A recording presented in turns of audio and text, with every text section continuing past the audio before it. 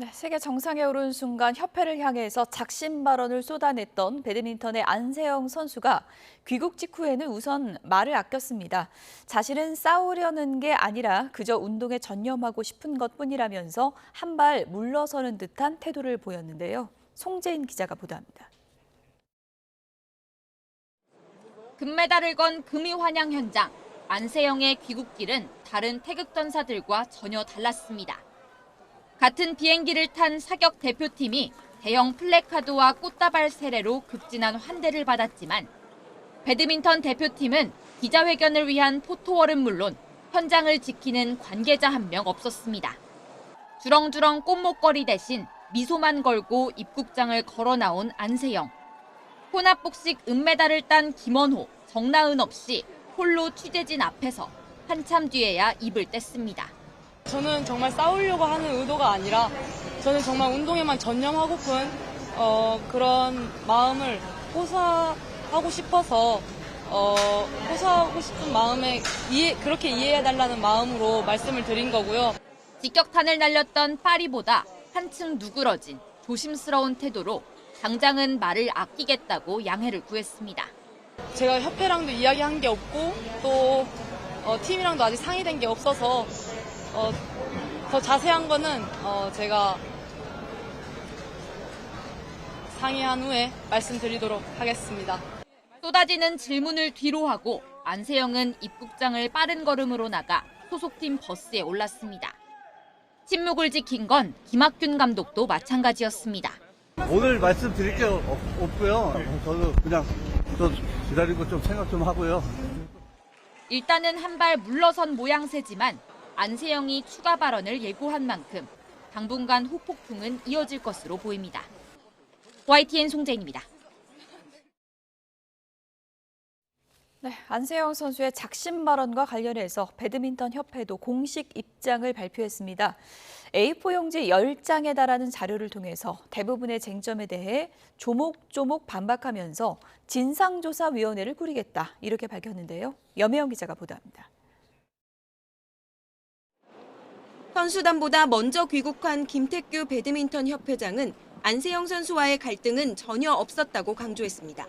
저는 갈등이 있은 적이 없어요. 제가 협회장인데 협회 측이면 저지 다른 사람이 있겠어요? 갈등이 있은 적 없고요. 제대로 다 선수 생활했고. 어수선한 분위기 속에 선수단이 귀국했고 협회는 곧장 A4 10장 분량의 보도자료를 냈습니다. 안세영이 제기한 문제를 조목조목 반박하며 그동안 코칭 스태프와 주고받았던 말과 메시지도 공개했습니다. 안세영이 가장 문제 삼은 건 부상 관리.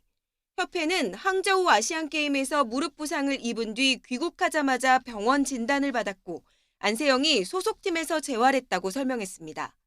또 부상 중인 선수에게 국제대회에 나가라고 한 적이 없고 선수와의 관계도 문제가 없었다며 대표팀 감독과 주고받았던 메시지도 공개했습니다.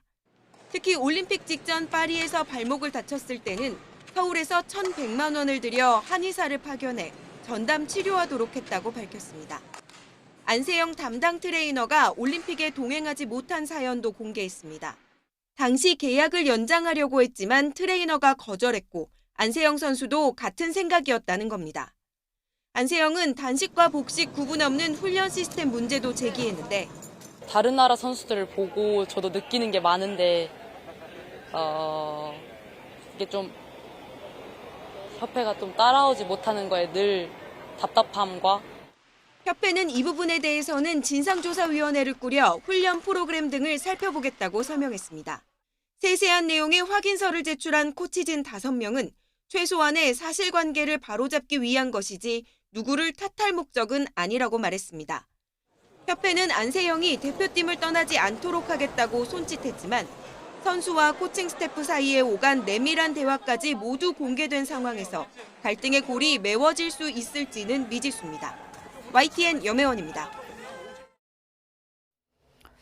네, 보신 것처럼 셔틀콕 여제 안세영 선수도 그리고 배드민턴 협회도 거친 충돌보다는 일단 멈춤을 선택했습니다. 다만 쟁점으로 보이는 이른바 27세 규정을 두고서는 평행선을 달리고 있어서 향후 법적 분쟁도 예상됩니다. 조은지 기자입니다.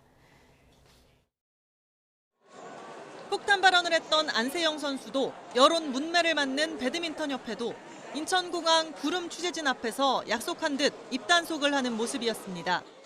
말을 좀 자제하도록 하겠습니다. 왜냐면은 지금 아무것도 제가 협회랑도 팀이랑도 이야기를 해본 게 아니어서. 마음적으로는 가슴이 아프고 사실 협회에서 무슨 잘못을 많이 한 것처럼 비춰지는데 금메달 직후 안세영은 대표팀과 계속 가긴 힘들지만 개인 자격으로는 하고 싶다고 말했는데 귀국길 이 발언을 운동에만 전념하고 싶은 호소라고 정의했습니다. 태극마크를 달지 않고 자유롭게 뛰고 싶다는 말을 다양한 표현으로 반복하는 겁니다. 현행 배드민턴협회 규정상 국가대표가 아닌데 국제대회에 출전하려면 여자는 27살 이상, 그것도 대표팀에서 5년을 뛴 이후에 협회 허락을 받아야 합니다.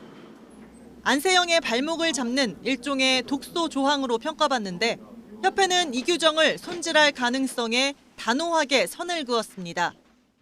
이 규정이 무시되면 국가대표 선수들이 이탈할 우려가 상당하고 협회의 대표팀 운영도 상당한 고민에 빠진다고 보도자료에 명시했습니다. 배드민턴협회는 연간 290만 달러로 알려진 메인 스폰서 요넥스 후원금으로 국가대표 훈련과 대회 참가, 꿈나무 육성 등 살림살이를 꾸려가고 있습니다. 간판 안세영이 동종업계 광고 모델로 등장해 후원사 반발이 있는 상황에서 그 이상의 배려나 특혜는 없다고 못 박은 겁니다.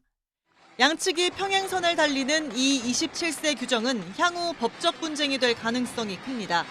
6년 전 당시 31세 규정에 막혔던 남자 선수들이 소송 끝에 이겨 국제대회에 출전한 일도 있습니다. 22살 MG 금메달리스트가 낡은 체제를 직격한 지금 협회는 선수 성장과 발전을 중심에 놓고 새 패러다임을 고심해야 한다는 뼈아픈 지적도 나옵니다. YTN 조은지입니다. 배드민턴협회를 직격한 안세영 선수 사태와 관련해서 대한체육회도 조사에 들어갑니다. 체육회는 감사원과 권익위 출신 감사관 등 외부 전문가 4명과 체육회 법무팀장, 감사실장으로 조사위원회를 꾸려서 올림픽 폐회 이후 조사에 들어간다고 발표했습니다.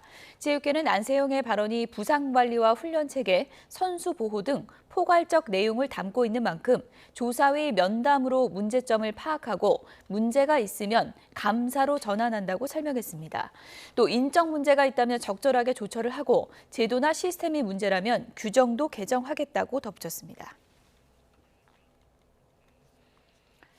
네, 그룹 방탄소년단 BTS의 멤버 슈가가 술을 마신 채 전동 스쿠터를 탔다가 경찰에 적발됐습니다. 슈가는 변명의 여지 없이 자신의 책임이라며 사과했습니다.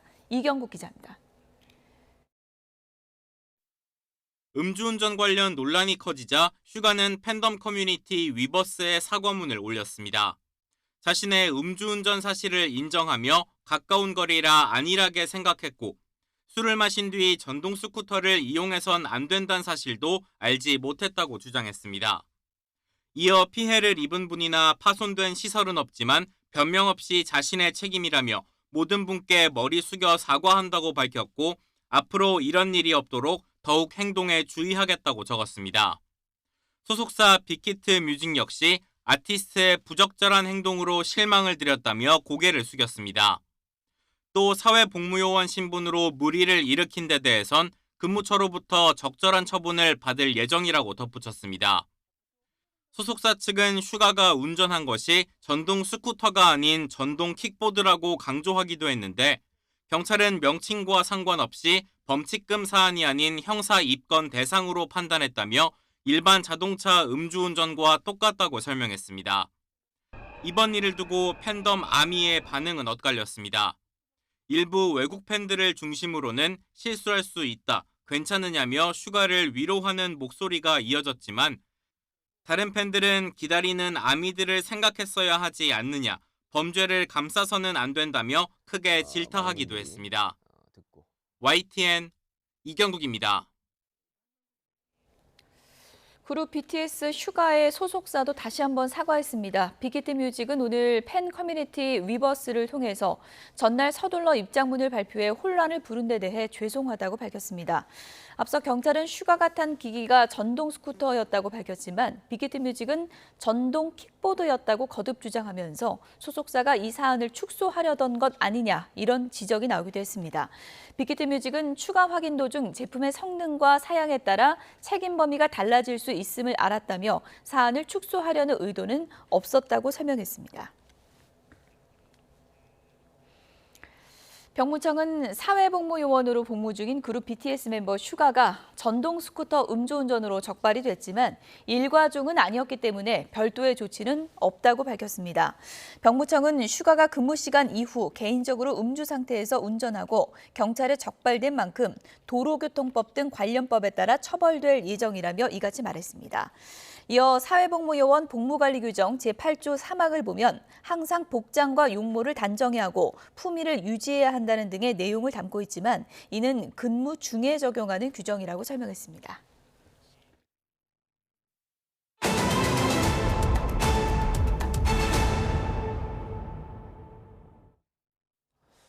올여름 폭염보다 열대야가 심한 가운데 더위가 말복을 지나 광복절 이후까지 계속될 가능성이 있다는 전망이 나왔습니다. 또 오늘 새벽 오후 태풍 마리아가 발생했지만 우리나라에는 별다른 영향이 없을 것으로 보입니다. 취재기자 연결해서 알아보겠습니다. 정혜용 기자. 네, 과학기상부입니다. 네, 더위의 기세가 꺾일 줄 모르는 것 같은데요. 앞으로 말복 이후에도 이 더위가 계속될 것 같다고요? 네, 그렇습니다. 조금 전 기상청 정례 브리핑에서 폭염과 열대야가 앞으로 말복과 광복절을 지나서 이달 하순 이후까지 계속될 가능성이 크다는 전망이 나왔습니다. 보통 한여름 더위는 말복이 지나면 점차 누그러드는데요. 올 여름은 북태평양 고기압의 중심이 광복절 이후에도 한반도 동쪽으로 유지되면서 서쪽 지방을 중심으로 고온이 유지될 가능성이 크다는 분석입니다. 특히 이번 주말 사이에 중상층 고기압이 다시 한번 강화하면서 서쪽 지방을 중심으로 폭염이 지속하거나 강화할 가능성이 있다는 전망입니다. 올여름 우리나라는 두 개의 고기압 영향으로 폭염과 열대야가 길게 이어지고 있는데요. 올해는 과거와 달리 여름철 열대야가 더 심한 상태입니다. 지난달 전국 평균 열대야 일수가 이미 역대 1위를 기록했고 서울의 경우 연속 열대야 일수가 현재 18위를 기록하고 있습니다. 앞으로 열대야가 더 지속한다면 주말 사이에는 서울 연속 열대야 일수도 역대권 순위를 기록할 가능성이 있습니다. 네, 이 더위에다가 오후 태풍 발생 소식도 있죠? 네, 그렇습니다. 오늘 새벽 일본 남쪽 해상에서 오후 태풍 마리아가 발생했는데요. 우리나라에는 별다른 영향이 없을 것으로 보입니다.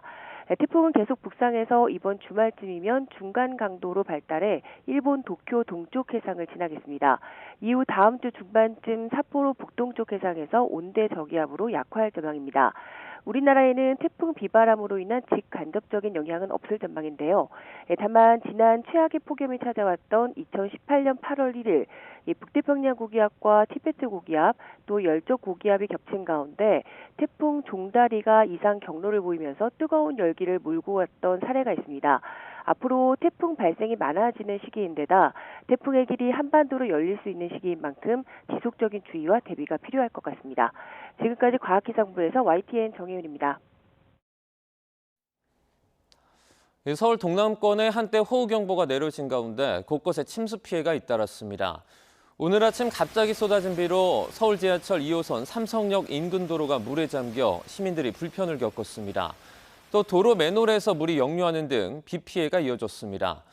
앞서 기상청은 오늘 아침 8시 10분부터 9시 사이에 서울 송파구와 강남구, 서초구, 강동구에 호우 경보를 내렸습니다.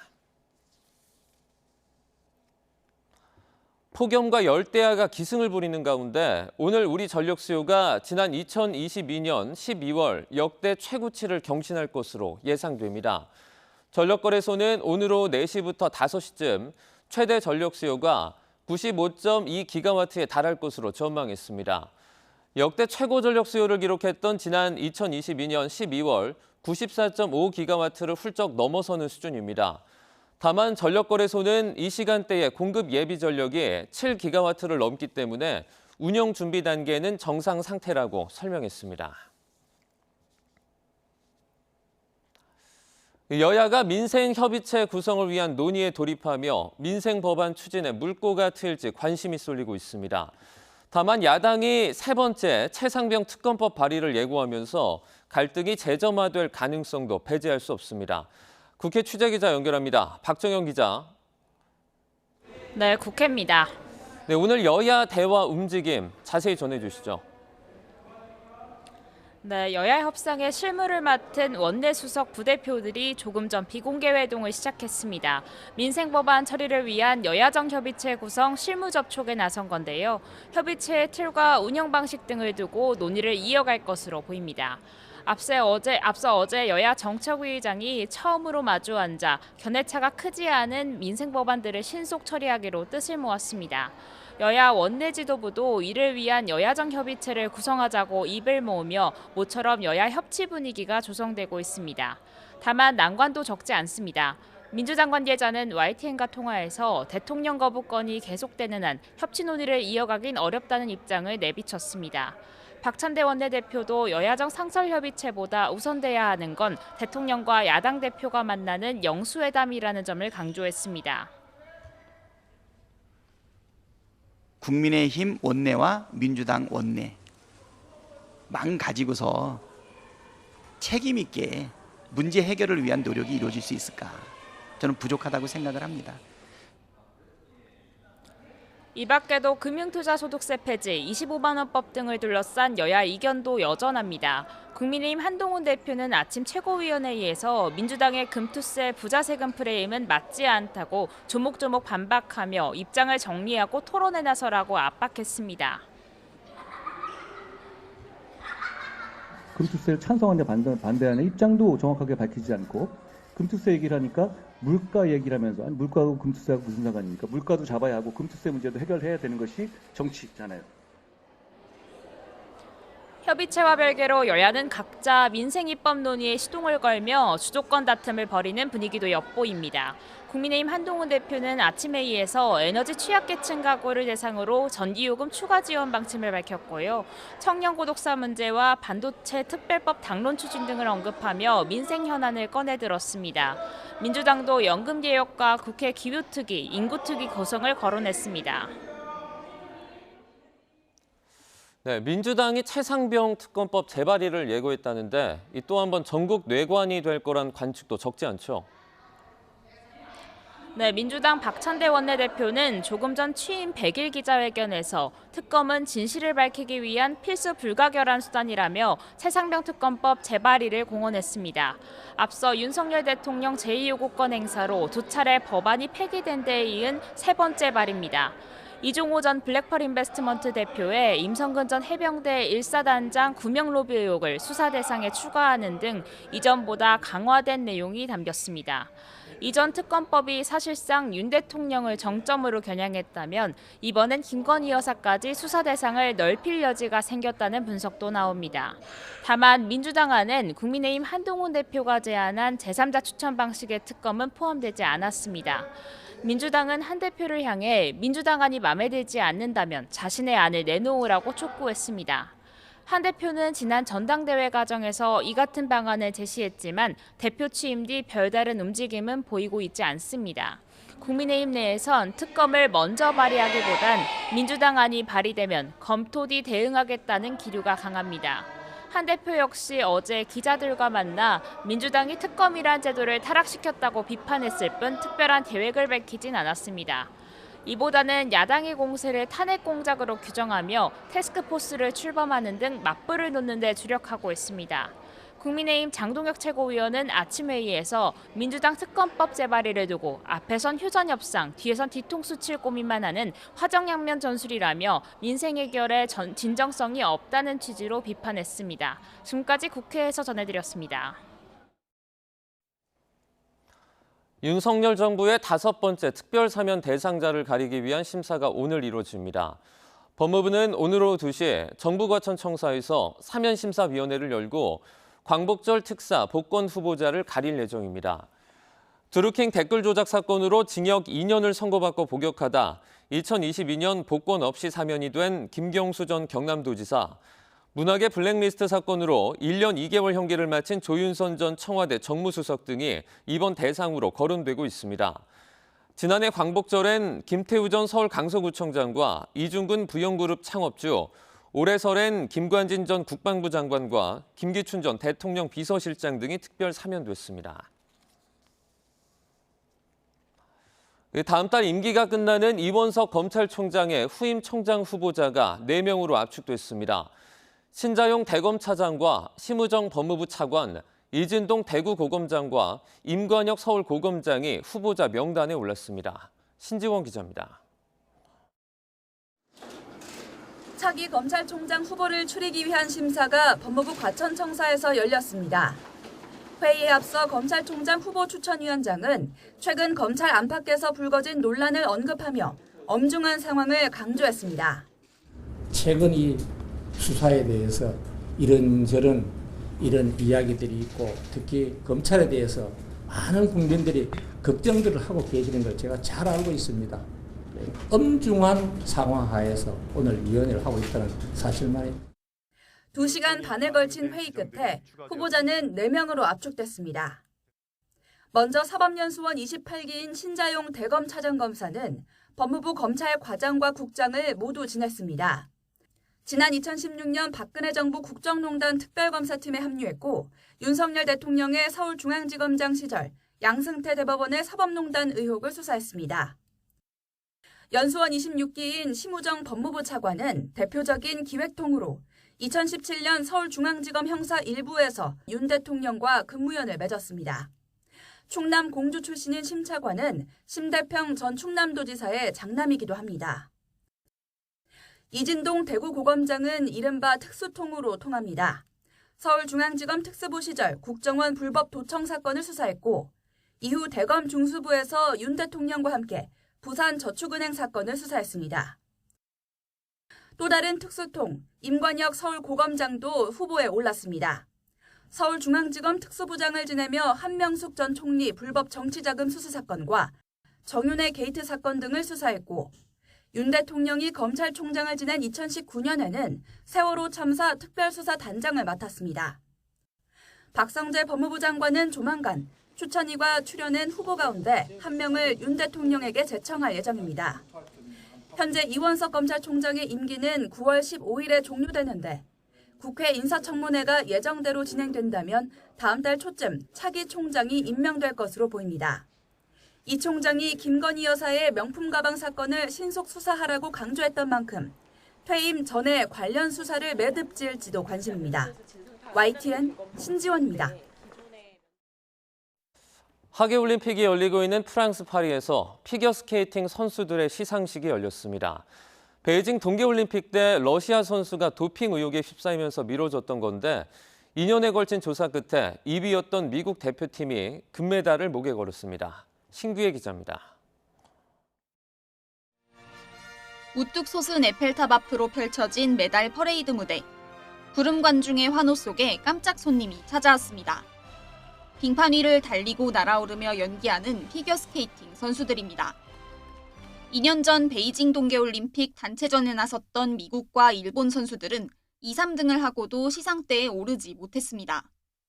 1위였던 러시아 올림픽위원회 소속 카밀라 발리에바가 도핑 양성 반응이 나오면서 시상식 자체가 열리지 않았기 때문입니다. 2년 동안의 조사 끝에 스포츠중재재판소는 발리에바를 실격 처리했습니다. 심장질환 치료제를 먹는 할아버지와 물컵을 같이 쓰면서 흥분제 성분이 나온 거라는 발리에바의 주장을 받아들이지 않은 겁니다. 미국과 일본 선수들은 오랜 기다림 끝에 금메달과 은메달을 목에 걸었습니다.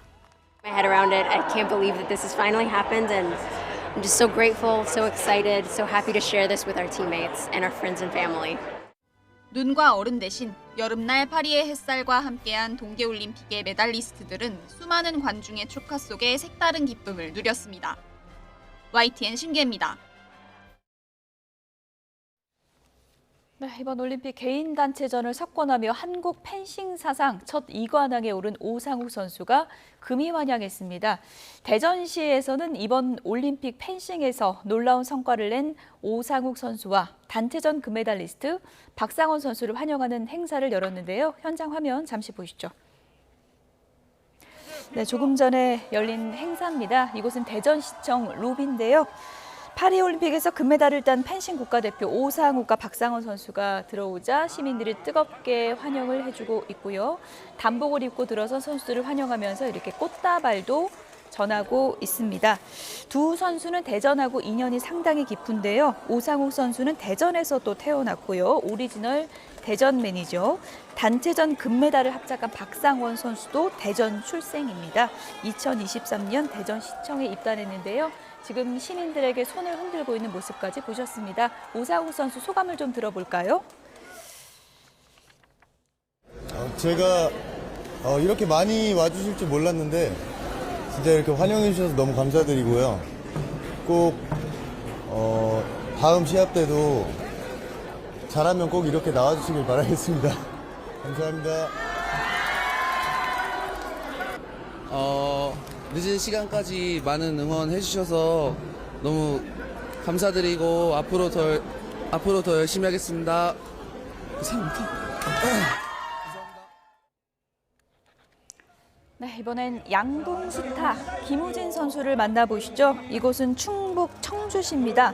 충북 청주 청원구 내덕동 동부창고에서 김우진 선수 환영식이 개최됐습니다. 환영식에는 청주시청 소속 김우진 선수와 홍승진 감독, 임동현 코치가 함께 참석을 했습니다. 김우진 선수 이번 올림픽에서 양국 3관왕을 달성했죠. 역사의 한 페이지를 장식했는데요. 지금 시민들에게 반가운 인사와 함께 이렇게 사인 한 장 한 장을 전하고 있습니다.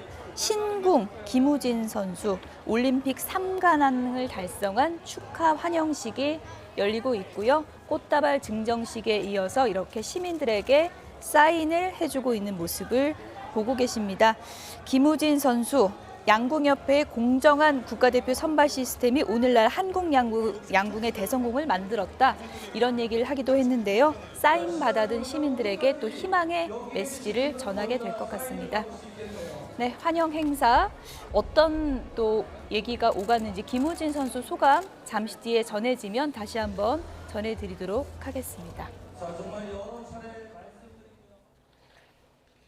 네, 올림픽에서 우리 선수들이 많이 선전해서 이런 환영식이 곳곳에서 이어지게 될 것 같습니다. 다음 소식입니다. 가업 승계를 위해 총수 2세 회사를 부당하게 지원한 삼표산업과 SB네이처가 시정명령과 과징금 116억 2천만 원의 제재와 함께 검찰에 고발됐습니다.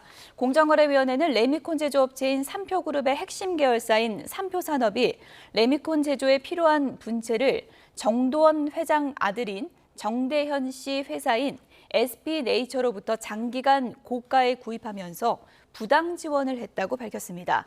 그 결과 SB네이처는 국내 분체 공급자 1위의 지위를 유지하면서 삼표와 삼표산업 유상 증자에 참여해 지분율을 늘리고 또 정대현 씨에게 막대한 배당금을 지급해서 삼표그룹 경영권 승계에 핵심적인 역할을 했다고 공정위가 설명했습니다.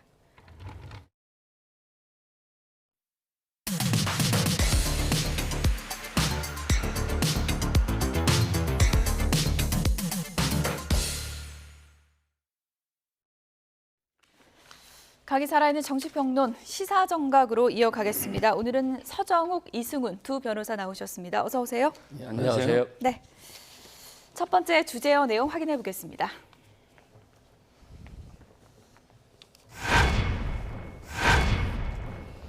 한동훈 대표, 금투세 문제 토론 좀 하자라는데 박찬대 원내대표의 어제 반응은 한심하다였습니다.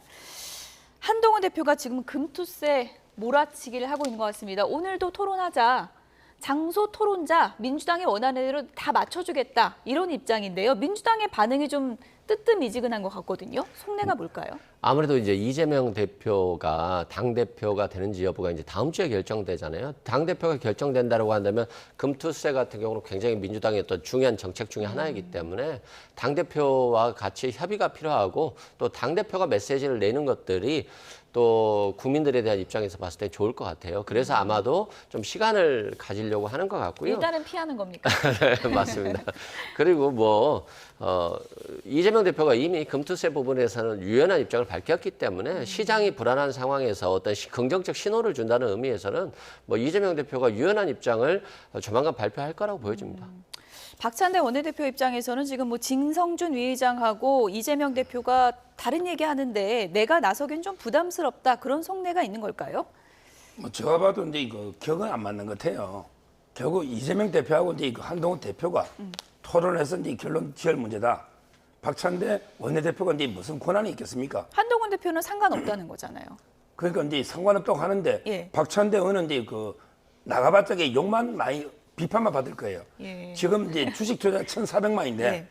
소액 투자자들이 더 반발합니다. 왜 그러냐면 이제 이거 외국인하고 기관은 금투세가 없어요.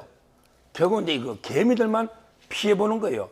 실제는 이제 금투세 내는 분은 상위 1%지만 그렇지만 이제 그 1% 떠나면 주식시장이 폭락하면 피해는 이제 개미들이 보거든요.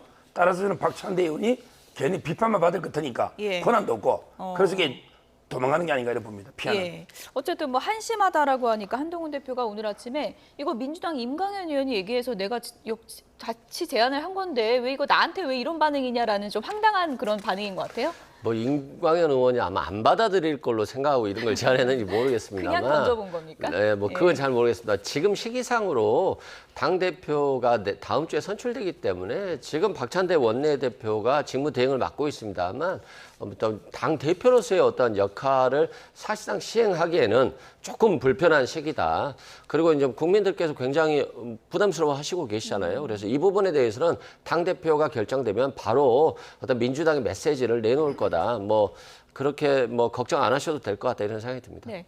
금투세, 그러니까 주식으로 번 돈에 세금 매긴다. 이 내용인데요. 이 문제를 놓고 지금 여야 입장도 다르고 민주당 내에서도 교통정리가 좀 안 되고 있는 것 같습니다. 여야 정책위의장 입장부터 듣고 오겠습니다. 제가 제일 안 치는 게 부자 감세라는 논리죠. 예. 그러니까 부자니까 세금 깎아주면 안 된다. 부자에게 세금을 깎아주는 게 아니고 예. 국내 주식시장을 활성화시키기 위해서 감세를 판단할 필요가 있다는 겁니다. 예. 때문에 우리 대한민국을 살릴 수 있다고 보는 거예요. 우리는 수출로 먹고 사는 나라이기 때문에 기업이 잘 돼야 우리나라가 사는 겁니다. 그런데 늘 부자 감세라는 논리에 가로막혀서 참 답답했던 적이 있는데 예. 금투세도 단순한 부자 감세라고 판단할 게 아니다. 예. 저는 그렇게 생각합니다.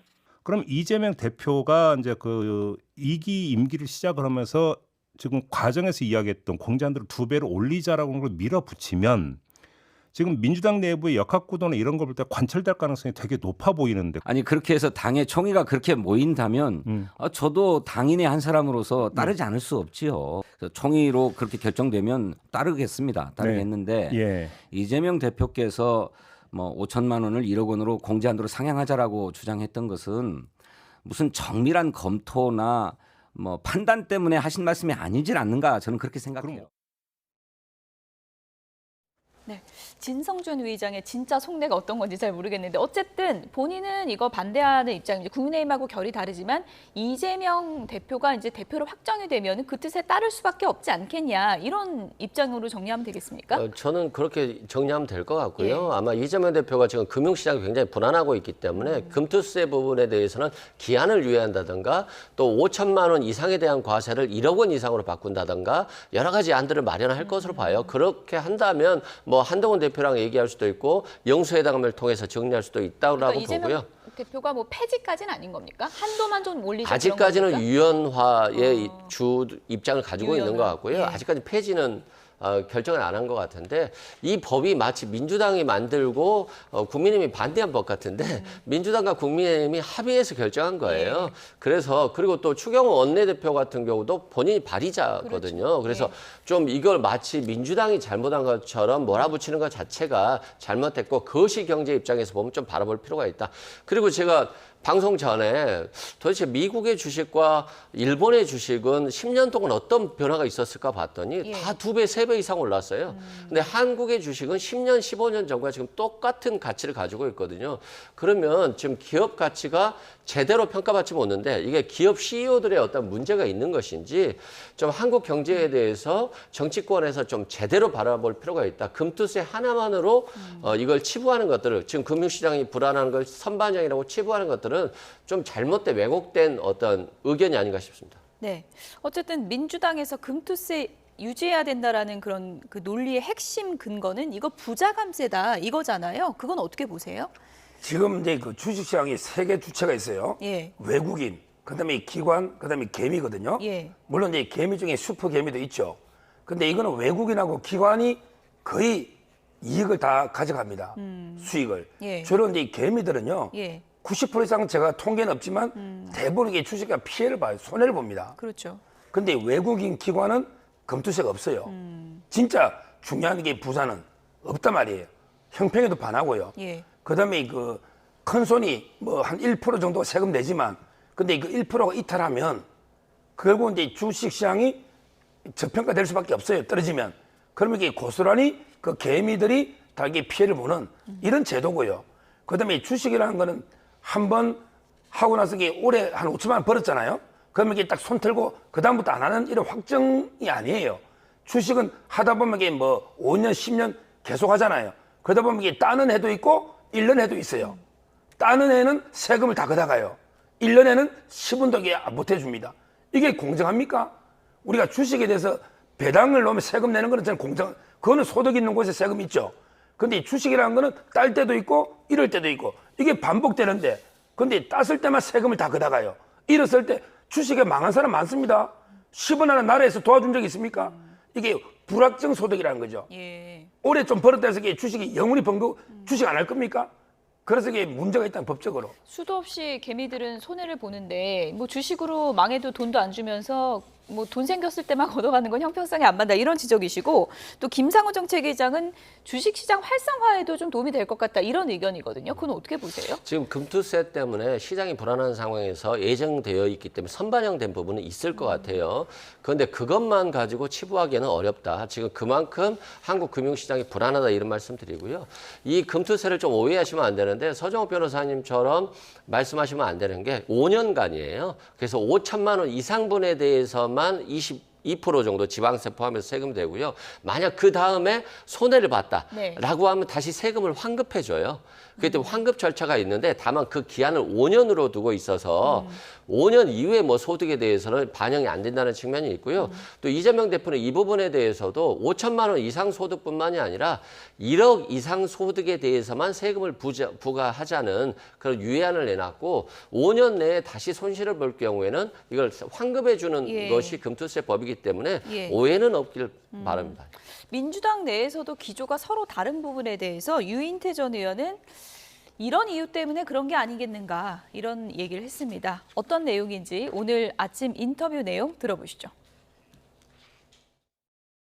한성준 정책위 의장, 민주당 정책위 의장은 이 금투세에 대해서는 입장이 확고한 입장을 견지하고 있어요. 반면에 이재명 대표는 살짝 다른 결의 이야기를 하고 주식에 대해서 많이 아니까 예. 워낙 또 좋아하는 모양이고 그러니까 뭐 조금 그런 기류를 좀 다른 의원들보다 뭐 별로 민주당 의원들 중에 별로 주식할 만한 친구들이 안 보이잖아요.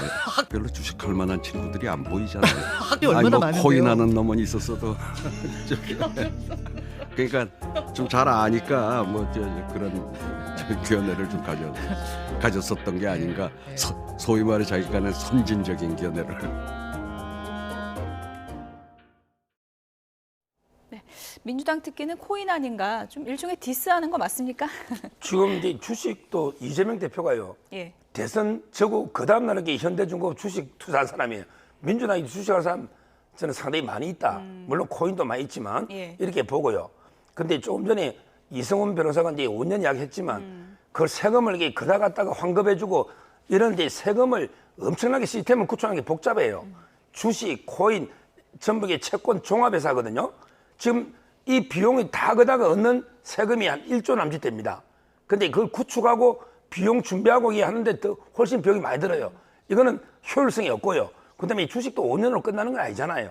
따라서 어떻게 해야 되는 게 그 문제는 있다고 저는 봅니다. 예, 어쨌든 뭐 전당대회가 끝나야 민주당 입장도 좀 정리가 될 것 같은데 어쨌든 그 전에 박찬대 원내대표가 토론 테이블에 앉을 가능성은 거의 없다고 보십니까? 저는 없다고 보고요. 전혀 없습니까? 예, 또 직무대행이고 이재명 대표와 또 의사 일치를 봐야 되기 때문에 지금 박찬대 원내대표의 어떤 성품이라든가 이런 특성상 이재명 대표의 당대표 선출을 좀 기다린 이후에 당의 입장을 정리할 것으로 보여집니다. 이재명 대표는 대표가 확정되면 만나겠죠? 한동훈 대표랑 이 문제 논의하기 위해서. 뭐 일단 영수회담을 제안했기 때문에 제가 생각은 한동훈 대표가 먼저 예방을 해야 되겠죠. 예. 아무래도. 그리고 나서 영수회담을 먼저 할지 아니면 당 대표 간 회담을 할지는 좀 지켜봐야 되겠습니다만 이런 금투세 논의라든가 이런 것들이 과거에 그냥 여야가 다투는 식에서 그나마 좀 정책 이슈로 넘어왔다는 것 자체는 저는 좀 좋은 현실이라고 생각됩니다. 네. 민주당 전당대회 이후에 이 문제가 좀 매듭지어질지 지켜봐야 되겠고요. 지금 민주당 내부에서 좀 시끄러운 문제도 있습니다. 다음 주제요 보여주시죠.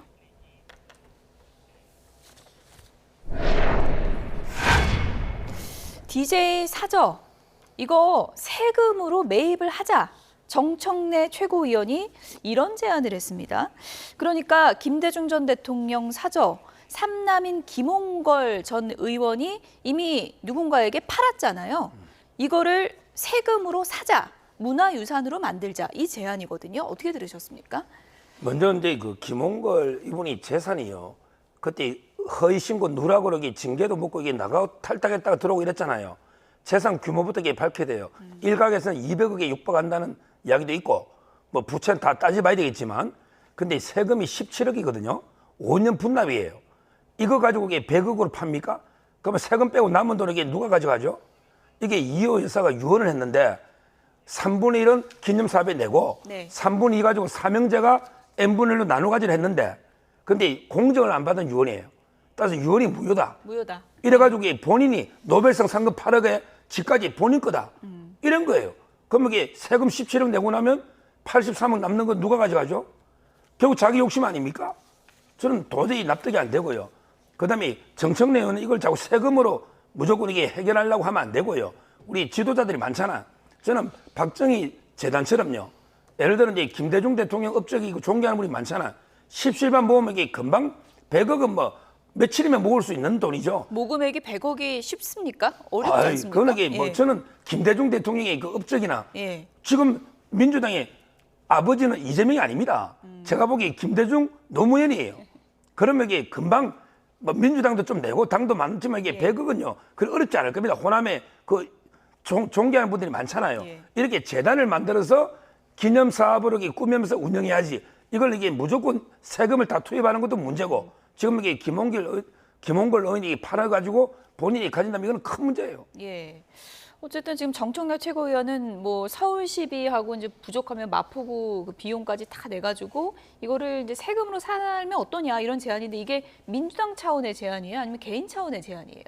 일단 민주당의 안은 정리가 안 됐고요. 정청래 의원이 뭐 김대중 전 대통령에 대한 어떤 이념을 기린다는 차원에서 얘기를 한 것으로 보여지고 김홍길 의원이 이 부동산을 판매한 것 자체는 저는 굉장히 많이 아쉽고 국민들 입장에서 보면 김대중 대통령의 유지와 또 이호 여사의 유언을 사실상 법적인 무효라는 것을 유언장이 무효라는 것을 이유로 해서 위반한 거잖아요. 그래서 그 부분은 굉장히 안타깝게 생각되는데 뭐 전직 대통령 뭐 박정희 대통령도 그렇고 김영삼 전 대통령도 그렇고 도서관이라든가 이런 것들 재단 만들 때 세금으로 뭐 수백억씩 투입돼서 만든 경우가 많아요. 대부분 다 만들었어요. 그래서 뭐 정청래 의원이 세금으로 매입하자라고 하는 것 자체를 잘못됐다고 저는 비난할 수 없고요. 뭐 그럴 수 있는 그런 사안이라고 충분히 생각됩니다. 다만 김홍걸 의원이 이호 여사의 유지를 좀 받들어서 이걸 좀 세금 문제가 어렵다 할지라도 어차피 다른 부동산도 가지고 있으니까 좀 더 이호 여사의 유지를 받들었으면 더 좋았을 것인데 굉장히 아쉬운 부분이 있다 이런 말씀드립니다. 김홍걸 전 의원 오늘 아침 언론 인터뷰를 했는데 이 사저를 왜 팔게 됐을까? 자초지정은 이렇습니다. 이런 내용을 밝혔습니다. 들어보시죠. 상속세만 해도 17억 이상 나왔고 그걸 한 몫에 낼 수 없으니까 5년 나눠서 내겠다고 했는데 그러니까 국세청에서 저는 그 절차를 잘 몰랐지만 근저당을 걸었더라고요. 그 돈에 대해서. 그러면서 일이 좀 어렵게 된 거죠. 박지원 의원님 같은 경우에 뭐 전 재산도 내놓을 수 있다고 하셨는데 뭐 어머니 돌아가신 후로 동교동 일과 관련해서는 저한테 전화를 주신 적이 없고요. 저한테는 지금까지도 아무 말씀이 없으세요. 그래서 전 재산을 내놓으신다는데 어떻게 하신다는 말씀인지, 그러니까 저나 새로운 그 매입자와 상의를 안 하신 상황에서 뭐가 해결책이 나올 수가 있는 건지 저는 좀 어리둥절할 뿐입니다. 네, 일단 왜 팔게 됐을까? 지금 상속세가 17억이 나왔는데 뭐 제대로 처리가 안 되는 상황에서 근저당이 잡혔다 그러거든요. 그건 어떻게 된 상황일 걸까요? 아마 이제 뭐 세금을 아직 안 내니까 국세청에서 압류를 할 수는 있는데 제 말은 이제 저도 이야기하지만 요즘 분납이 되거든요. 17억을 이게 5년간 분납하면 아주 큰 돈은 아닙니다. 100억짜리 시세잖아요. 그러면 이제 대출을 받아서 세금 일단 먼저 낼 수도 있는 거고, 그리고 이제 저분이 재산이 이것만 있겠습니까? 그 옛날에 차남한데 편법 정리화도 있었고 아파트들 한번 이게 재산을 한번 보십시오. 내역이 100억에서 200억 된다는 말들이 있습니다. 근데 본인이 뭐 부채를 공개한 건 아니지만 따라서 그 신고는 이제 우리가 한번 알아봐야 되고요. 그래서 저는 이걸 넘기는 게, 그리고 이게 본인 게 아니에요. 유언이라는 게 그냥 공정만 받았을 뿐이지 어머니가 이게 뜻은 분명하단 말이에요. 사명제가 똑같이 나누라고. 사저가 원래 명의는 이호 여사로 돼 있던 사저죠. 그렇죠. 그런데 문제는 이제 두 명은 김홍일, 김홍업, 이분은 이제 그 어머니가 달라요. 우리 법에 보면 이게 계모와 아들 간의 상속권이 없잖아요. 그러니까 이제 자식은 이제 그 김홍일밖에 없는 건 맞아요. 그렇지만 그건 법이 그렇고 어머니의 뜻은 변호사가 유언을 하는데 공정을 실수를 빠뜨린 거예요. 그 변호사 누가 만든지 알아요. 근데 그 실수라는 거예요. 실명을 얘기하지 마시고. 그러니까요. 제 말은 이게 부모님 뜻이 명백한데 이걸 내가 다 가지겠다. 지금 세금 내고 나면 이게 83억이 남잖아요. 이게 말이 되느냐 말이죠. 그걸 저는 비판하는 거고, 다른 재산으로 충분히 17억은 커버될다 이거고요. 그다음에 박지원 의원은 더 황당한 게 이게 취소가 됩니까? 이미 팔았잖아요. 법적으로는 효력이 있어요. 이걸 취소하려면 뭐 사기나 강박 뭐 외에는 없잖아요. 취소할 방법이 없어요. 그러니까 이제 박지원 의원은 어차피 내가 생색만 내고 내 돈 다 낸다고 해도 그럴 가능성이 없단 말이죠. 그러니까 저는 하는 이야기 같아요. 김홍걸 전 의원이 뭐 어리둥절하다 뭐 이런 표현까지 썼는데, 전 재산은 내놓겠다고 했는데 뭐 어머니 돌아가신 이후 연락도 없다가 갑자기 전 재산을 내놓겠다고 하니까 어리둥절하고, 그리고 지금 사간 사람이 일단 내놓겠다는 의지가 전혀 없는 거잖아요. 그렇죠. 뭐 사간 사람은 일단은 뭐 김대중 이걸 카페로 이용하는 것보다는 추모 형식으로 좀 이용하겠다라고 하면서 일부분만 뭐 카페라든가 사무실 공간으로 활용하겠다라고 하니까 그 취지 자체가 완전히 상업적으로 이용하려고 하는 의사는 없는 것 같은데, 다만 그렇다 할지라도 김대중 대통령의 어떤 기념적인 부분, 역사적인 부분이 있어서 좀 아쉬운 부분이 있어서 이걸 다시 매입하자 이런 건데, 뭐 매덕 내놓는다고 해서 되는 건 아니잖아요. 많은 사람들의 뜻이 모여야 되기 때문에 아마도 많은 사람들의 뜻이 실제로 모인다라고 한다면 매입자가 다시 되팔 가능성은 저는 있어 보이거든요. 그런 측면에서는 만약에 김대중 대통령을 추모하는 그런 분들, 역사를 추모하는 분들이 많다라고 한다면 좀 뜻을 모아서 다시 재매입해서 순수한 어떤 역사적인 문화유산으로 활용하는 것도 좋을 것 같다, 이런 생각이 듭니다. 네, 이 사저를 애초에 왜 팔았는지 뭐 비판하는 시각도 이제 얘기를 해주셨는데, 오늘 아침에 김재원 최고위원도 이 부분에 대해서 이런 의혹을 제기하기도 했습니다. 들어보시죠. 김홍업 씨는 알다시피, 김홍걸 씨는 알다시피 비례대표 국회의원을 하면서 재산 등록에 관련해서 상당한 잡음을 일으킨 분이고, 그때 당시에 재산 등록을 한 그 부동산만 해도 굉장히 가치가 있는 재산을 공시지가로 등록했을 때 60억이 훨씬 넘은 것으로 기억하고 있습니다. 이런 분이 형제간의 재산을 독차지하기 위해서 소송까지 해서 그 재산을 팔아먹었는데, 이제 와서 정청래 의원이 그 재산을 다시 국고에서 매입을 해서 무슨 문화유산으로 남기자라고 하는 것에 대해서는 얼마나 많은 국민들이 이에 대해서 동의를 하겠습니까? 저는 도대체 이 나라 좌파들은 왜 나라 돈 빼먹는 데만 혈안이 되어 있는지 모르겠습니다. 박지원 의원은 자기 사제를 투입하겠다고 해서 그분도 재산이 굉장히 많을 걸로 알았는데 뭐 한 7억 원 정도 낸다고 하는데 제발 민주당에서 전부 다 한 100억 원 정도 마련해서 민주당 재산을 좀 매입했으면 좋겠습니다. 물론 상속세 17억이 상당히 부담스러운 금액인 건 맞는데 재산 신고된 내역을 보면 뭐 낼 수도 있지 않나 이런 논리적인 구조가 성립한다 이런 얘기거든요. 그런 건 이제 다른 재산으로도 충분히 낼 수 있고 제 말은 이 100억짜리 가지고도 충분히 낼 수 있어요. 17억이면 작게 놓은 겁니다. 시세에 비하면 상속세가 이게 보통 50%예요. 그렇잖아요. 50%. 근데 17억밖에 안 놓은 거예요. 따라서는 아마 이게 나머지 차액 83억 이걸 혼자 가지겠다. 그래서 제가 이게 부모한테도 죄를 짓고 역사한테도 죄를 짓다 이렇게 보고요. 근데 문제는 세금으로 못 사는 게 지금 우리 사저만 투자하는 사업가가 있습니다. 그렇군요. 이분이 이명박 대통령 그 사저 경매 받았어요. 예. 그 추징금 때문에. 예. 그다음에 문재인 대통령 양산에 옛날 사저 예. 샀어요. 좀 비싸게 샀다는 그렇군요. 말이 있죠. 예. 그다음에 박근혜 대통령 사저 샀어요. 사저만 다 사가지고 이걸 연결시키는 관광 상품으로 만들겠다는 지금 투자자가 다 샀거든요. 예. 근데 김대중 대통령 사저만 세금으로 이렇게 사준다. 그럼 다른 대통령 박근혜, 이명박, 문재인 대통령하고는 또 형평이 안 맞잖아요. 그러니까 이제 아까처럼 존경하는 분들이 재단을 만들면 예. 거기에 민주당도 좀 하고 그때 박지원 의원이 재단에다 좀 내라서 그렇게 하는 게 맞죠. 예. 어쨌든 뭐 많은 분들이 의미를 기릴 수 있는 그런 장소로 만들고 싶다라는 지금 뜻은 모이고 있는 거니까 이게 뭐 구체적으로 모금 운동으로 갈지 어떤 운동으로 갈지는 좀 기다려 보도록 하겠습니다. 마지막 키워드 보겠습니다.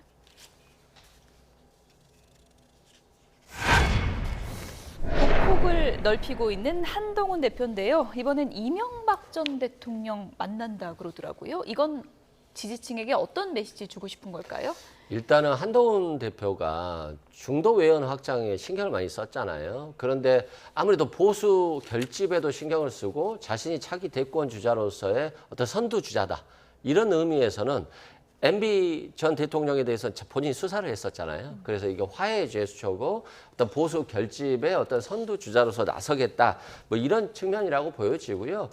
이런 정치적 행보들이 지금 초기에는 한동훈 대표가 잘 하고 있는 것으로 보여져요. 그렇기 때문에 민주당에서도 전국 주도권을 또 한동훈 대표라든가 국민의힘에 뺏기지 않기 위해서 여러 가지 영수회담을 제안하고 있고 또 민생 화합하자, 민생 법안에 대해서 먼저 통과하자 이런 것들이 나오고 있기 때문에 저는 여야가 좀 긍정적으로 변할 수 있는 신호 중에 하나다라고 봅니다.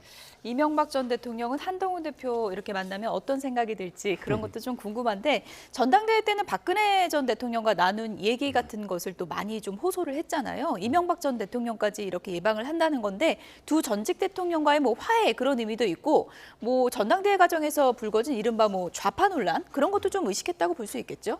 그렇죠. 결국은 이제 전당대회 끝났으니까 우리 그 자유우파 보수가 하나가 돼야 된다. 다르게 통합해야 된다. 이런 행보고 실제 박근혜 대통령보다 이제 이명박 대통령 더 직접적으로 수사를 했죠. 박근혜 대통령은 이제 박영수 특검에서 그때 파견 나가서 윤석열 그때 팀장부터 이랬었고요. 근데 이명박 대통령 아예 그냥 차장 때 수사를 총괄 지휘를 했습니다. 그랬군요. 그때 송경호 부장검사가 있었고요. 그러다 보니까 이제 그 옛날 그런 악연도 풀고 이제 이거 하나가 되자.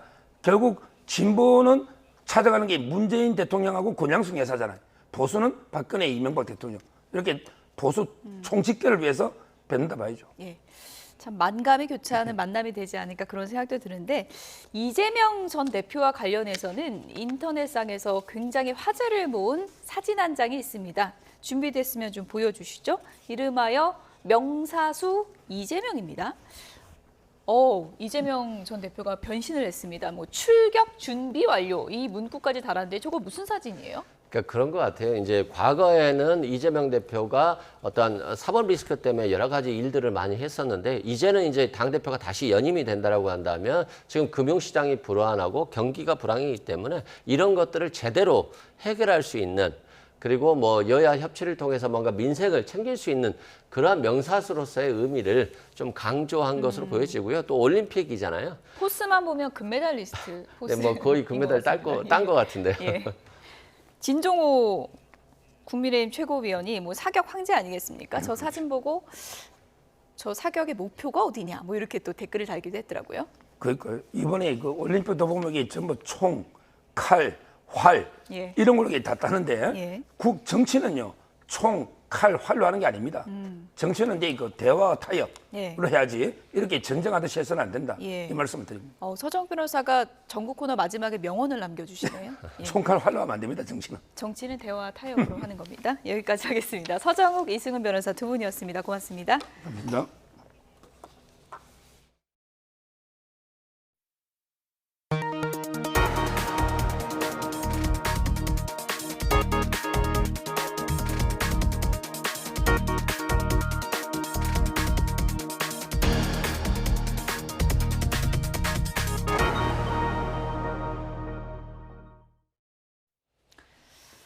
SM엔터테인먼트 인수 과정에서 주가를 인위적으로 조종한 혐의를 받는 김범수 카카오 경영쇄신위원장이 재판에 넘겨졌습니다.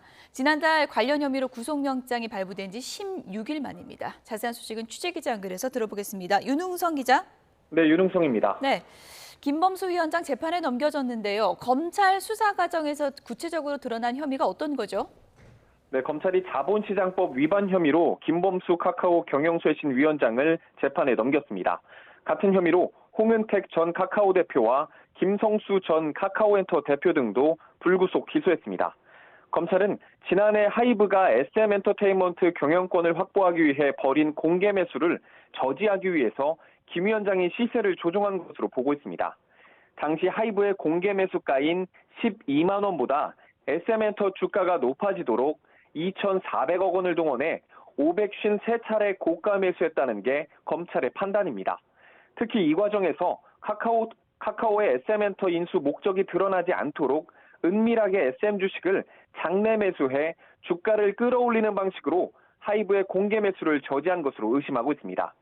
또 SM엔터 주가를 띄우기 위해 카카오가 인수 전에 뛰어들 것처럼 입장문을 배포했고 엔터업과 관계없는 카카오그룹의 자금을 사용하는 등 다양하고 불법적인 방법으로 시세를 조종했다고 보고 있습니다. 네, 검찰에서는 왜 카카오가 불법적으로 SM엔터의 주가 시세를 조종했다고 보고 있습니까? 네, 한마디로 카카오엔터의 경영난 때문이라는 겁니다. 카카오엔터는 2022년 기준 자산이 2조 9천여억 원이었지만 부채가 1조 5천여억 원에 달했고 당기 순손실이 4,380억 원 발생한 상황이었습니다. 이 때문에 현금 5,770억 원과 4,300억 원대 자산을 보유한 SM엔터테인먼트 경영권 인수가 절실했다는 게 검찰의 시각입니다. 현금성 자산이 풍부하고 경영 상황이 양호한 SM엔터를 인수해 카카오엔터의 경영 상황을 개선하는 게 카카오엔터 상장을 위해 필요했을 것으로 검찰은 보고 있습니다. 앞서 지난해 말 금융감독원 특별사법경찰이 카카오 경영진을 기소 의견으로 넘기면서 검찰 수사가 본격화했는데요. 같은 혐의를 받는 배재현 카카오 투자총괄 대표와 원아시아 파트너스 지모 대표는 모두 구속 기소됐다가 보석으로 풀려나 재판받고 있습니다. 지금까지 YTN 윤홍성입니다. 술을 마시고 전동 스쿠터를 운전해서 입건된 그룹 BTS 슈가의 소속사가 다시 한번 사과했습니다. 빅히트뮤직은 오늘 팬 커뮤니티 위버스를 통해서 전날 서둘러 입장문을 발표해서 혼란을 부른 데 대해 죄송하다고 밝혔습니다. 앞서 경찰은 슈가가 탄 기기가 전동 스쿠터였다고 밝혔지만 빅히트뮤직은 전동 킥보드였다고 거듭 주장하면서 소속사가 이 사안을 축소하려던 것 아니냐 이런 지적이 이어지기도 했습니다. 빅히트뮤직은 추가 확인 도중 제품의 성능과 사양에 따라 책임 범위가 달라질 수 있다는 걸 알았다면서 사안을 축소하려는 의도는 전혀 없었다고 설명했습니다. 열대야가 기승을 부린 어젯밤 광주 아파트 단지에서 한때 전력 공급이 끊겨 주민들이 큰 불편을 겪었습니다. 서울 강변북로에서는 음주 차량이 도로의 분리대를 들이받고 뒤집혀서 적발됐습니다. 나인 기자입니다. 견인차가 도로를 막고선 승용차를 끌어냅니다. 새벽 시간대 서울 강변북로를 달리다 도로 분리대를 들이받고 뒤집힌 차량입니다. 경찰 조사 결과 30대 남성 운전자는 혈중 알코올 농도 면허 취소 수준의 만취 상태였습니다. 차량이 전복됐지만 크게 다치지는 않은 것으로 파악됐습니다. 어제 저녁 광주광역시 오치동 400여 가구 규모 아파트 단지에 정전이 발생했습니다. 임시 발전기로 비상전력을 공급하기까지 주민들은 4시간 넘게 냉방기기 없이 열대야를 견뎌야 했습니다. 한국전력공사는 아파트 자체 수전 설비가 낡아 피해가 난 것으로 보고 있습니다. 갓길에 세워진 화물차가 화염에 휩싸였습니다. 어제 오후 인천공항고속도로 청라나들목 근처를 달리던 2.5톤 화물차에서 불이 났습니다. 운전자가 차를 버리고 대피해 다친 사람은 없었지만 퇴근 시간대 불을 끄고 현장을 수습하는 과정에서 차량 정체가 빚어졌습니다. 부산시 가야동에선 터널을 빠져나오던 승용차와 택시 SUV가 잇따라 부딪혔습니다. 이 사고로 차량 3대에 타고 있던 8명 가운데 4명이 다쳐 병원으로 옮겨졌습니다. YTN 9입니다.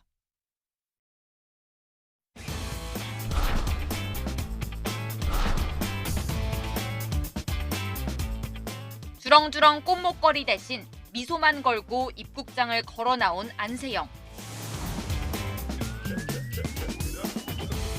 홀로 취재진 앞에서 한참 뒤에야 입을 뗐습니다.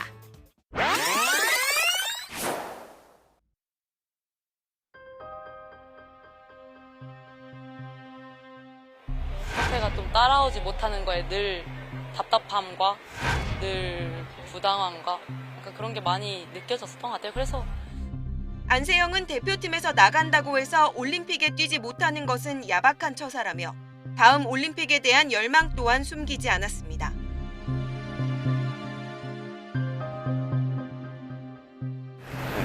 갈등이 있은 적 없고요. 제대로 다 선수 생활을 했고. 안세영이 제기한 문제를 조목조목 반박하며 그동안 코칭 스태프와 주고받았던 말과 메시지도 공개했습니다.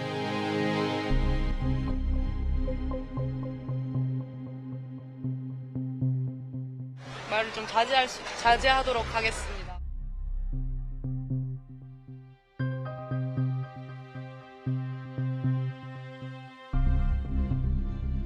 (22살) MG 금메달리스트가 낡은 체제를 직격한 지금 협회는 선수 성장과 발전을 중심에 놓고 새 패러다임을 고심해야 한다는 뼈아픈 지적도 나옵니다.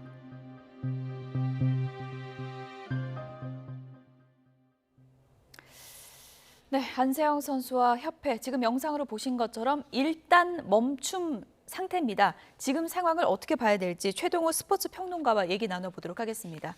어서 오세요. 예, 안녕하세요. 협회가 보도자료를 냈는데 생각보다 길더라고요. A4 10장, 이것도 뭐 작심반박이다 이렇게 볼 수 있을까요? 네, 그렇게 볼 수 있겠죠. 그 예. 보도자료를 만들어내기 위해서 이 김택규 회장은 뭐 비행기를 바꿔 타고 일찍 혼자 들어오기도 예. 했습니다. 그 보도자료의 근거는 딱 두 가지라고 볼 수가 있거든요. 우선은 안세영 선수의 주장에 대해서 협회가 취했던 말을 조목조목 안세영 선수의 주장에 대해서 다 반박하는 해명하는 내용이 대부분이었고요. 예. 또 하나는 앞으로의 계획, 그러니까 대표팀 운영과 관련돼서는 뭐 복식 위주다, 뭐 훈련 내용이 오래됐다, 예. 이런 거 다 진상조사위원회를 구성해서 조사해보고 난 다음에 고치겠다. 그래서 결론은 안세영 선수가 대표팀을 떠나지 않도록 하겠다입니다. 잘해보겠다. 예. 결론이 그겁니까? 예. 그런 뜻으로 봐야지 되겠죠.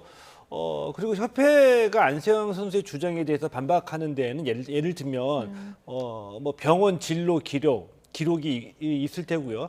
또 트레이너 채용과 관련돼서 또 관련 기록이 있을 수밖에 없잖아요. 예. 뭐 급여도 지급했었을 예, 거고.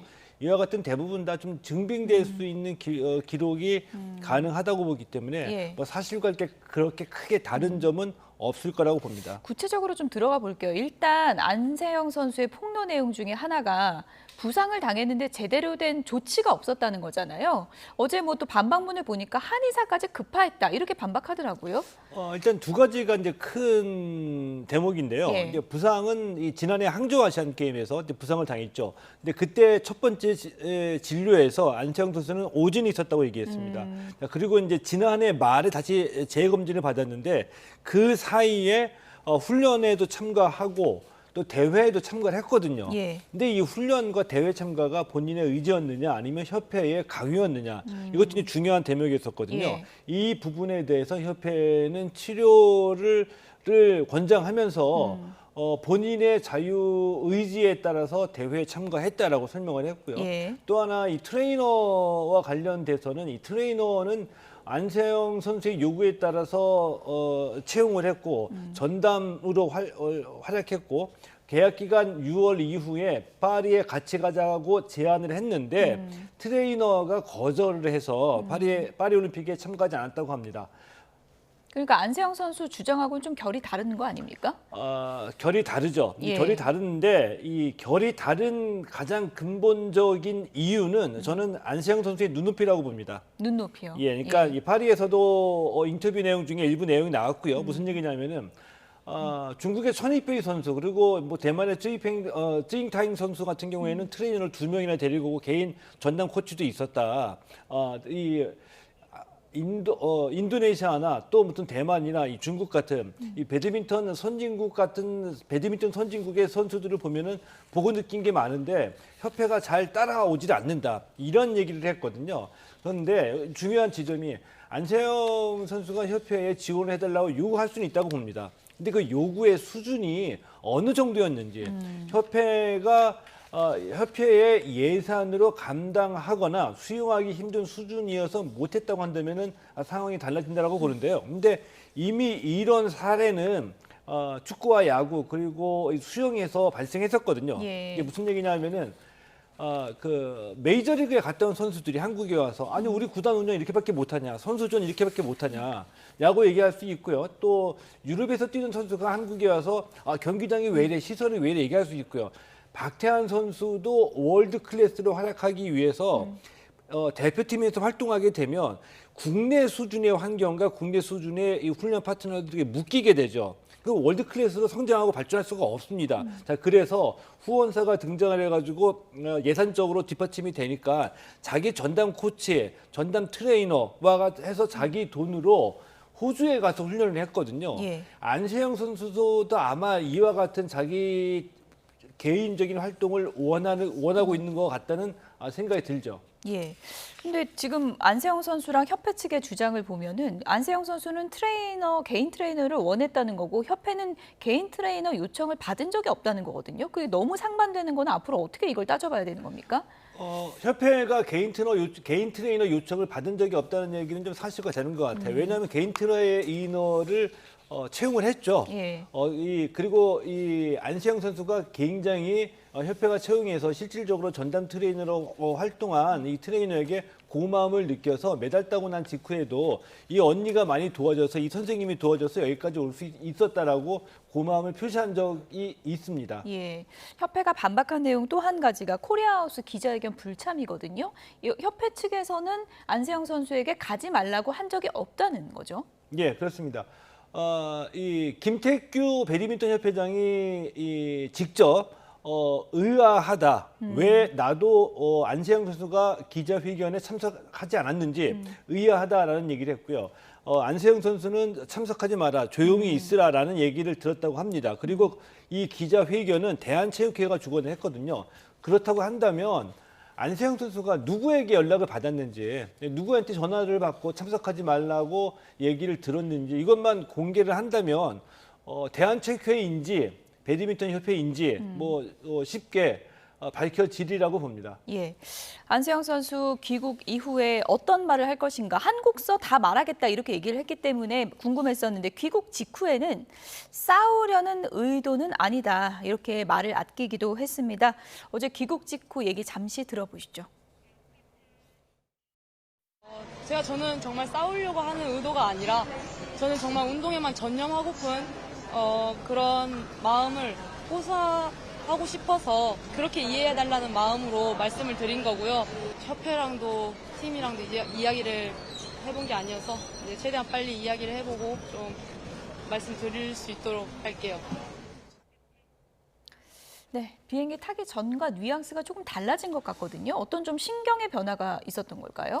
있었다라고 보고요. 운동에만 전념하고 싶은 마음을 호소하고 싶었다. 이 얘기는 맥락이 같습니다. 이 프랑스에서 했던 얘기하고요. 네. 자, 그런데 들어와서 갑자기 협회와 얘기하지도 않았고 소속팀과 상의하지도 않았다라고 얘기했거든요.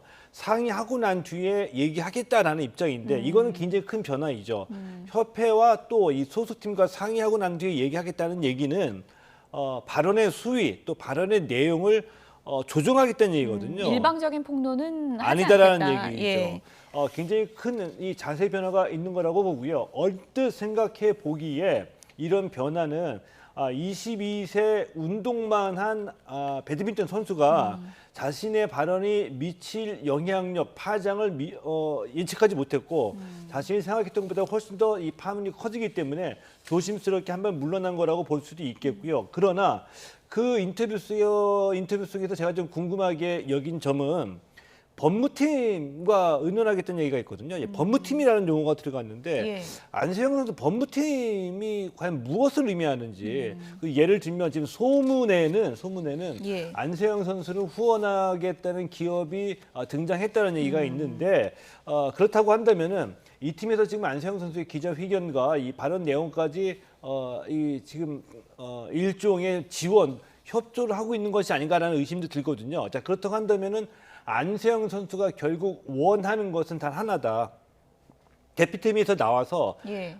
이 기업의 후원을 받아서 혼자 개인으로 자신의 전담팀을 꾸려가지고 박태환이나 예. 김연아 또는 빙상의 이상화 선수처럼 혼자 활동하고 싶어하는 국제대회 나가고 싶다. 예, 그렇다라고 보고요. 만약에 이게 사실이라고 본다면은 예. 방법은 크게 잘못됐죠. 그러니까 우리가 어떤 문제가 발생했을 때 이 문제를 예. 풀기 위해서 어떤 분들은 뭐 언성 높이고 싸움이 되는 식으로 해결하는 분들도 있고요. 이 불화를 빚기 전에 대화를 하면서 문제를 해결하시는 분들도 있습니다. 예. 그런데 안세영 선수가 지금까지 보여준 이 방식은 만약에 후원하는 기업이 등장해서 자기가 전담팀을 꾸려가지고 나가려고 하는 것이 나중에 사실로 밝혀진다고 예. 한다면은 방법은 먼저 협회를 두들기고 난 다음에 문제를 일으켜서 공개적으로 만들고 난 다음에 이거를 압박해가지고 해결하겠다는 예. 뜻이거든요. 그렇지 않고 충분히 협회와 대화를 할 수도 있었을 텐데 방법에 있어서는 크게 아쉬움이 남죠. 향후 행보에 대해서는 아직 본인이 공개적으로 입장을 밝힌 것은 없기 때문에 이제 개인적인 좀 전망으로 이제 그런 정리를 하는 게 의심이 맞을 저는 것 예, 같습니다. 강하게 예. 듭니다. 그런 개인적인 이제 의심이 있다는 말씀이시고 만약에 그렇게 개인적으로 꾸려서 나가서 국제대회 나가고 싶다고 해도 지금 나이 규정이 안 되는 거 아닙니까? 이제 그 문제가 예. 안세영 선수로서는 가장 큰 고민거리이죠. 예. 만약에 28세라고 한다면은 국제대회 출전할 수 있는데요. 자, 예. 그래서 이 지점을 가지고 이 포인트를 가지고 김학균 대표팀 감독은 법정 소송 얘기라는 단어를 구사를 했죠. 예.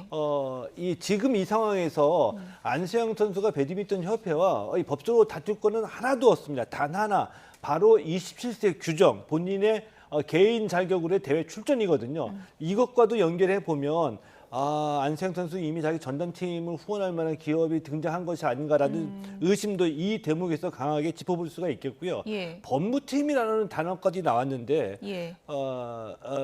강하게 좀 의심이 됩니다. 예. 어쨌든 지금 안세영 선수가 추후에 구체적인 입장이 나오지 않았기 때문에 저희가 뭐 어떤 입장이다 이런 건 단정하지 않겠습니다. 어쨌든 안세영 선수의 행보를 두고 이런저런 얘기들, 평가들이 나오고 있는 건 사실인데요. 96년 올림픽 배드민턴 단식 금메달리스트죠. 방수연 해설위원은 이렇게 얘기를 했습니다. 어떤 얘기인지 잠시 들어보시죠. 본인이 혼자 금메달을 일궈낸 건 아니잖아요. 제가 생각하기에는 이제 협회에서 우리 안세영 선수가 유망주였기 때문에 어려서부터 협회에서 지원이 가서 지금까지 안세영 선수가 저는 왔다고 생각을 해요. 본인이 은퇴는 아니지만 같이 갈 수 없겠다. 그거를 이 공식적인 데서 그리고 올림픽을 딱 따자마자 그 기쁜 와중에 이렇게 했다는 게 조금 이제 저는 안타깝기도 하고 약간 실망스럽긴 한데. 예. 이 얘기는 뭐 선배로서 또 아끼는 마음으로 이제 조언을 한 게 아닌가 싶은데 혼자 메달을 딴 건 아니지 않냐 이렇게 얘기하는 건 조금 안타까운 마음도 들더라 이런 얘기거든요. 어떻게 들으셨어요? 그렇죠. 충분히 공감이 갑니다. 예. 그 얘기를 꺼낼 수 있는 거는 이 방수현 해설위원이 선배이자 직접 선수 생활을 했던 장본인이기 때문에 얘기를 할 수 예. 있다라고 보는데 혼자 딴 건 아니다. 이 얘기 공감하죠. 무슨 얘기냐면은 안세영 선수가 금메달 따기까지 그동안 도와줘 온 동료 선수들 그리고 묵묵히 훈련 파트너로서 올림픽에 출전하지 않지만 땀 흘려서 훈련 파트너가 되는 선수도 있고요. 뭐 트레이너도 있을 거고요. 이런 분들의 공로에 대해서 맨 처음에 한마디라도 걸쳐서 많은 분들의 도움에 감사함을 표시하고 난 뒤에 하고 싶은 얘기를 했었어도 되는데 이제 분노를 표시하면서 협회에 대해 일방적으로 이렇게 퍼부었다라는 점에서 방수현 해설위원은 특히 선수 출신이기 때문에 할 수 있는 조언이라고 생각합니다. 예, 안세영 선수도 선배의 조언이기 때문에 굉장히 마음 깊이 받아들이지 않을까 그런 생각도 드는데 어쨌든 지금 협회 반박문은 A4 10장이 나왔고 안세영 선수의 추가 입장은 나오지 않은 상황이어서 아무래도 이제 추가 입장이 나오지 않을까 그런 생각이 드는데 어떤 형식으로 나올 걸로 예상하시고요. 또 협회하고 접점은 어떻게 찾게 될까요? 끝으로 좀 그 얘기 좀 해주시죠. 협회와 이 얘기를 하고 소속팀과 상의를 하겠다고 했거든요. 자, 그런데 이제 안세영 선수가 협회의 해명에 대해서 이제 반박, 본인이 서운했던 점을 얘기를 할 차례가 됐습니다. 예. 그런데 지금까지 안세영 선수가 프랑스에서 얘기했던 내용은 좀 구체적이지 못해요. 부상을 당했는데 협회가 안일하게 대처했다. 예. 제대로 관리를 못 받았다. 그렇다고 한다면 협회 측에서 제시한 이 병원 진료 기록과 대회 출전과 관련해서 지원했던 얘기에 대해서 어떤 점에서 나의 부상이 심했었고 그 점에 대해서 이런 치료가 필요했는데 협회가 거절했다라는 식의 구체적인 사례와 대목을 가지고 자신의 입장을 밝혀야지 이번 이 발언으로 인한 이 파동이 좀 해결 국면에 들어가지 않을까 생각이 드네요. 어쨌든 이미 판은 커진 거고요. 대한민국 배드민턴 발전을 위해서라도 정확한 사실관계를 파악해서 좀 추후에 개선 방안이 좀 잘 마련됐으면 좋겠습니다. 최동호 스포츠 평론가였습니다. 고맙습니다. 네, 고맙습니다.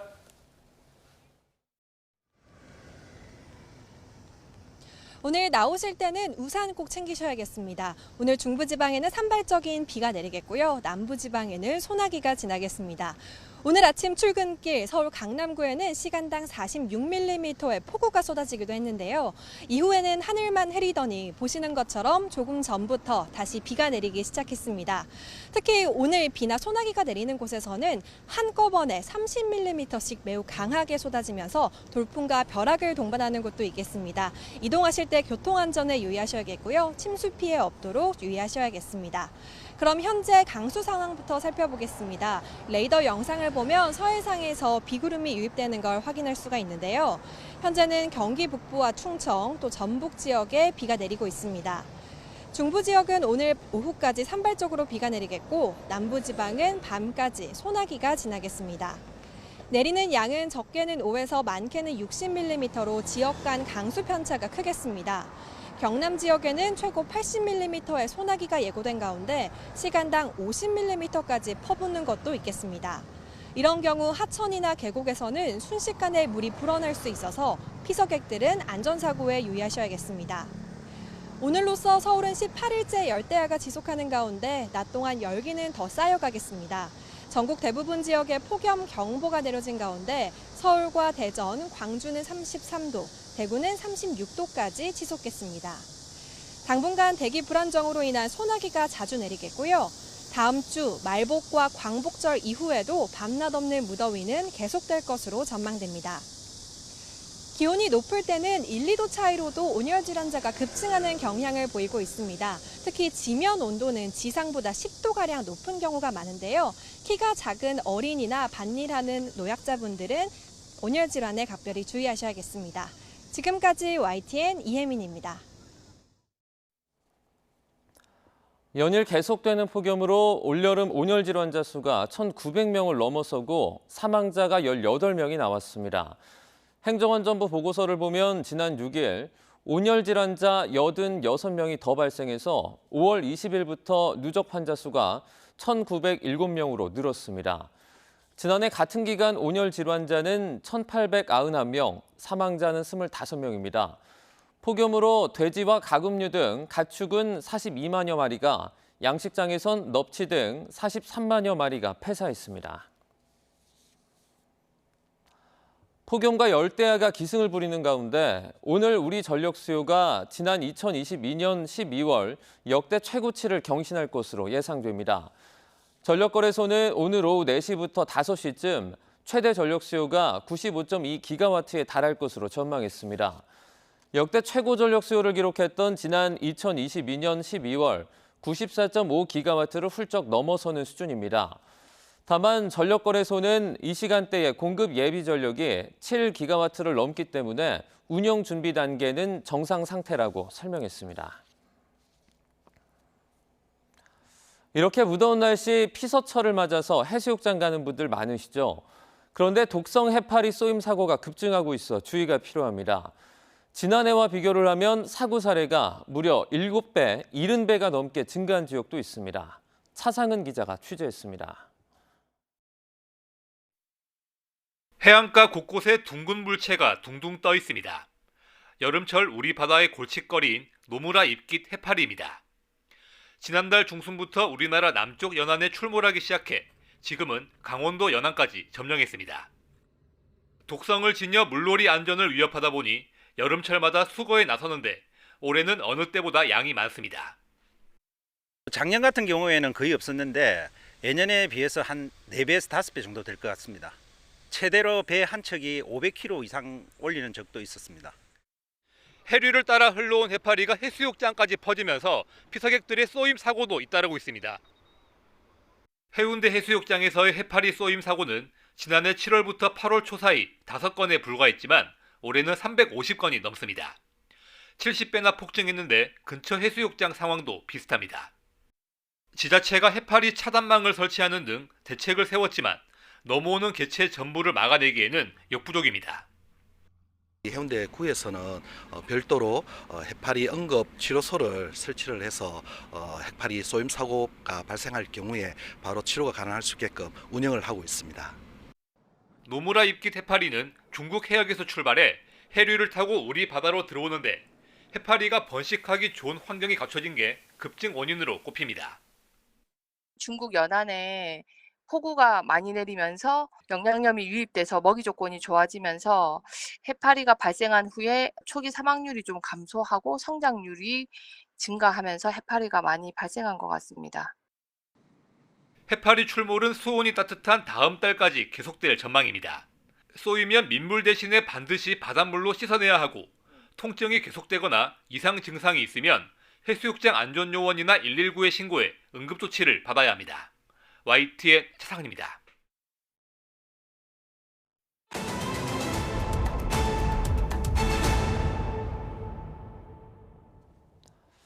최근 잇따른 전기차 화재로 전기차 공포증이 확산하며 소비자의 전기차 배터리에 대해 알 권리 보장의 필요성이 제기된 가운데 정부가 전기차에 들어가는 배터리 제조사를 공개하는 방안을 검토 중입니다. 국토교통부는 전기차 제조사들이 배터리 제조사를 차량 재원 안내에 포함하도록 하는 방안을 검토하고 있다고 밝혔습니다. 현재 전기차 제조업체들은 신차를 출시할 때 배터리 제조사나 제품명 등은 공개하고 있지 않습니다.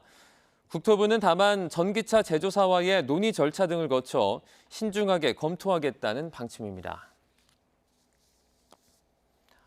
본업 외에 다른 일을 추가로 하는 이른바 엔잡러가 올해 2분기에 역대 최대로 늘어난 것으로 나타났습니다. 고물가와 고금리에 주머니 사정이 팍팍해지면서 본업만으로는 생계가 빠듯한 직장인들이 대거 부업에 뛰어든 건데요. 화면으로 함께 보겠습니다. 통계청 경제활동 인구조사 마이크로 데이터를 분석한 결과 올해 2분기 부업을 한 적이 있는 취업자는 월 평균 67만 6천 명으로 조사됐습니다. 이는 관련 통계가 집계된 이후에 가장 많은 규모인데요. 직전 최고치였던 지난해 2분기보다도 8%가 넘게 늘었습니다. 특히 청년층의 증가세가 가팔랐습니다. 2분기 기준 6만 명으로 파악이 됐는데 1년 전보다 17.6% 늘어난 규모로 전 연령대에서 증가폭이 가장 컸습니다. 뒤이어 40대가 지난해보다 16.2% 늘며 두 번째로 많이 늘었습니다. 이렇게 청년층과 40대에서 부업에 뛰어든 직장인들이 늘어난 건 이들 연령대에서 고용의 질이 악화하고 있기 때문으로 풀이됩니다. 부족한 수입을 메우기 위해서 투잡, 쓰리잡까지 뛰어들고 있는 겁니다. 문제는 이렇게 부업에 나선 사람들은 증가했지만 정작 본업 이외에 또 다른 일을 해서 손에 쥐는 돈이 그리 많지 않다는 부분입니다. 엔잡러의 월 평균 총소득은 294만 7천 원, 한 개의 일자리만 갖고 있는 사람보다 불과 20만 원 정도 많은 수준입니다. 전체 근로시간까지 고려를 하면 엔잡러의 시간당 소득은 13,000원, 단독 일자리 종사자보다 오히려 낮습니다. 물론 생활비를 충당하기 위해서뿐만 아니라 자아실현을 위해서 부업을 병행하는 경우도 많습니다. 실제로 직장인들이 부업을 하는 이유를 살펴보면 경제적인 이유가 가장 많지만 본인의 커리어를 발전시키고 새로운 분야에 도전하겠다는 이유도 30% 넘게 차지했습니다. 월급 빼고 다 오르는 요즘 직장인들 사이에 이젠 부업이 선택이 아닌 필수라는 우스갯소리까지 나오는 가운데 그 이면에는 팍팍한 살림살이가 자리 잡고 있습니다. 한국개발연구원 KDI가 올해 경제성장률 전망치를 석 달 만에 하향 조정했습니다. KDI는 경제전망 수정보고서에서 올해 성장률 전망을 지난 5월 2.6%에서 2.5%로 0.1%포인트 낮췄습니다. 앞서 정부는 2.6% 성장을, 한국은행과 국제통화기금 IMF는 2.5% 성장률을 예측했습니다. KDI는 수출 증가세는 확대되겠지만 내수는 미약한 수준에 그치면서 경기 회복이 다소 지연될 것으로 전망했습니다. 국내 물가와 경기 상황에 비해서 고금리 기조가 장기화하며 내수 회복이 지연될 전망이라고 설명했습니다. 대규모 미정산 사태를 빚은 티몬과 위메프가 자율 구조조정 절차에 들어갔지만 새 투자자를 아직 찾지 못해 자구책 마련에 어려움을 겪고 있습니다. 검찰은 구영배 큐텐 대표가 위메프의 상품권 사업을 티몬에 넘기라고 했다는 구체적인 증언에 주목하고 있습니다. 홍민기 기자입니다. 지난 2일 법원의 자율구조조정 프로그램 승인 이후 자구책 마련에 들어간 티몬과 위메프. 신규 투자 유치나 인수합병 추진, 구조조정 등을 자구책에 담겠다는 계획이지만 현재로선 어려움을 겪고 있습니다. 압수물 분석을 위해 검찰에 출석한 유하혜연 위메프 대표는 가장 바라던 투자자가 있었지만 채무 문제 때문에 최종 거절 통보를 받았다며 지인을 통해 미국 쪽 투자자 인수자도 알아보고 있다고 말했습니다. 마찬가지로 검찰에 나온 류광진 티몬 대표도 아직 투자자를 찾지 못했다며 투자자들을 찾아다니며 설득하고 있다고 밝혔습니다. 두 회사는 이번 주까지 법원에 자구안을 제출해야 하는데 재판부 검토 뒤 오는 13일 열리는 회쟁 절차 협의회에서 채권자들에게 구체적인 내용이 공개될 예정입니다. 이런 가운데 구영배 큐텐그룹 대표가 위메프의 상품권 사업 등을 티몬으로 넘기라고 지시했다는 구체적 증언이 나왔습니다. 티몬과 위메프 대표들은 실장이나 본부장들도 사업 이전 사실을 알고 있었다거나 구 대표의 지시가 있었다는 걸 인정했습니다. 티몬은 할인율을 높여 상품권 매출을 크게 늘리는 방식으로 현금 유동성을 확보하려 했다는 의혹을 받고 있는데 구 대표가 이를 지시한 정황이 발견된 겁니다. 검찰은 구 대표가 사업 이관을 지시한 것이 미국 쇼핑 플랫폼 위시 인수자금을 마련하기 위함인지 혹은 입점업체에 지급할 대금을 확보하기 위해서인지 등을 확인할 방침입니다. YTN 홍민기입니다. 이번 파리올림픽에선 시상대에 오른 메달리스트들이 함께 셀카를 찍는 모습도 볼거리 가운데 하나였습니다. 사용된 스마트폰은 공식 후원사인 삼성전자 제품으로 올림픽 참가 선수들에게도 모두 지급이 됐는데 이를 놓고 대북 제재 위반 가능성이 제기됐습니다. 이종원 기자입니다. 파리올림픽 탁구 혼합복식 시상식. 동메달을 목에 건 우리 선수들과 은메달을 따낸 북한 선수들이 함께 어울려 셀카를 찍고 있습니다. 외신들은 셀피 외교라며 스포츠맨십이 돋보인 명장면으로 소개했습니다. 빅토리 셀피에 사용된 스마트폰은 공식 후원사인 삼성전자가 특별 제작한 제품으로 이번 올림픽 참가 선수 전원에게도 지급됐습니다. 먼저 우리 선수들 잘해갖고 너무 기분 좋았고요. 그 플립 6 이렇게 셀피 찍고 하는 거 마케팅도 잘 된 것 같아서 그런 데도 보람이 있었습니다. 이미 해외 중고거래 사이트엔 올림픽 에디션 한정판으로 소개되며 많게는 우리 돈으로 300만 원이 넘는 가격에 거래되고 있다는 보도까지 나왔습니다. 그런데 이 스마트폰을 두고 대북 제재 위반 가능성이 제기됐습니다. 미국 자유아시아 방송 RFA는 IOC를 인용해 북한 국가올림픽위원회도 선수촌 삼성체험관에서 참가 선수들 몫의 스마트폰을 일괄적으로 받아갔다고 보도했습니다. 문제는 스마트폰 같은 전자기기는 군사용으로 전용될 수 있는 이중용도 성격의 제품이라 유엔 안보리 제재 결의에 따라 대북 공급이나 판매, 이전이 금지되어 있다는 점입니다. 2018년 평창 동계올림픽 당시에도 조직위원회가 제재 위반을 우려해 북한 선수들에게는 삼성 스마트폰을 귀국 전 반납 조건으로 제공하겠다고 하자 북한이 수령을 거부하기도 했습니다.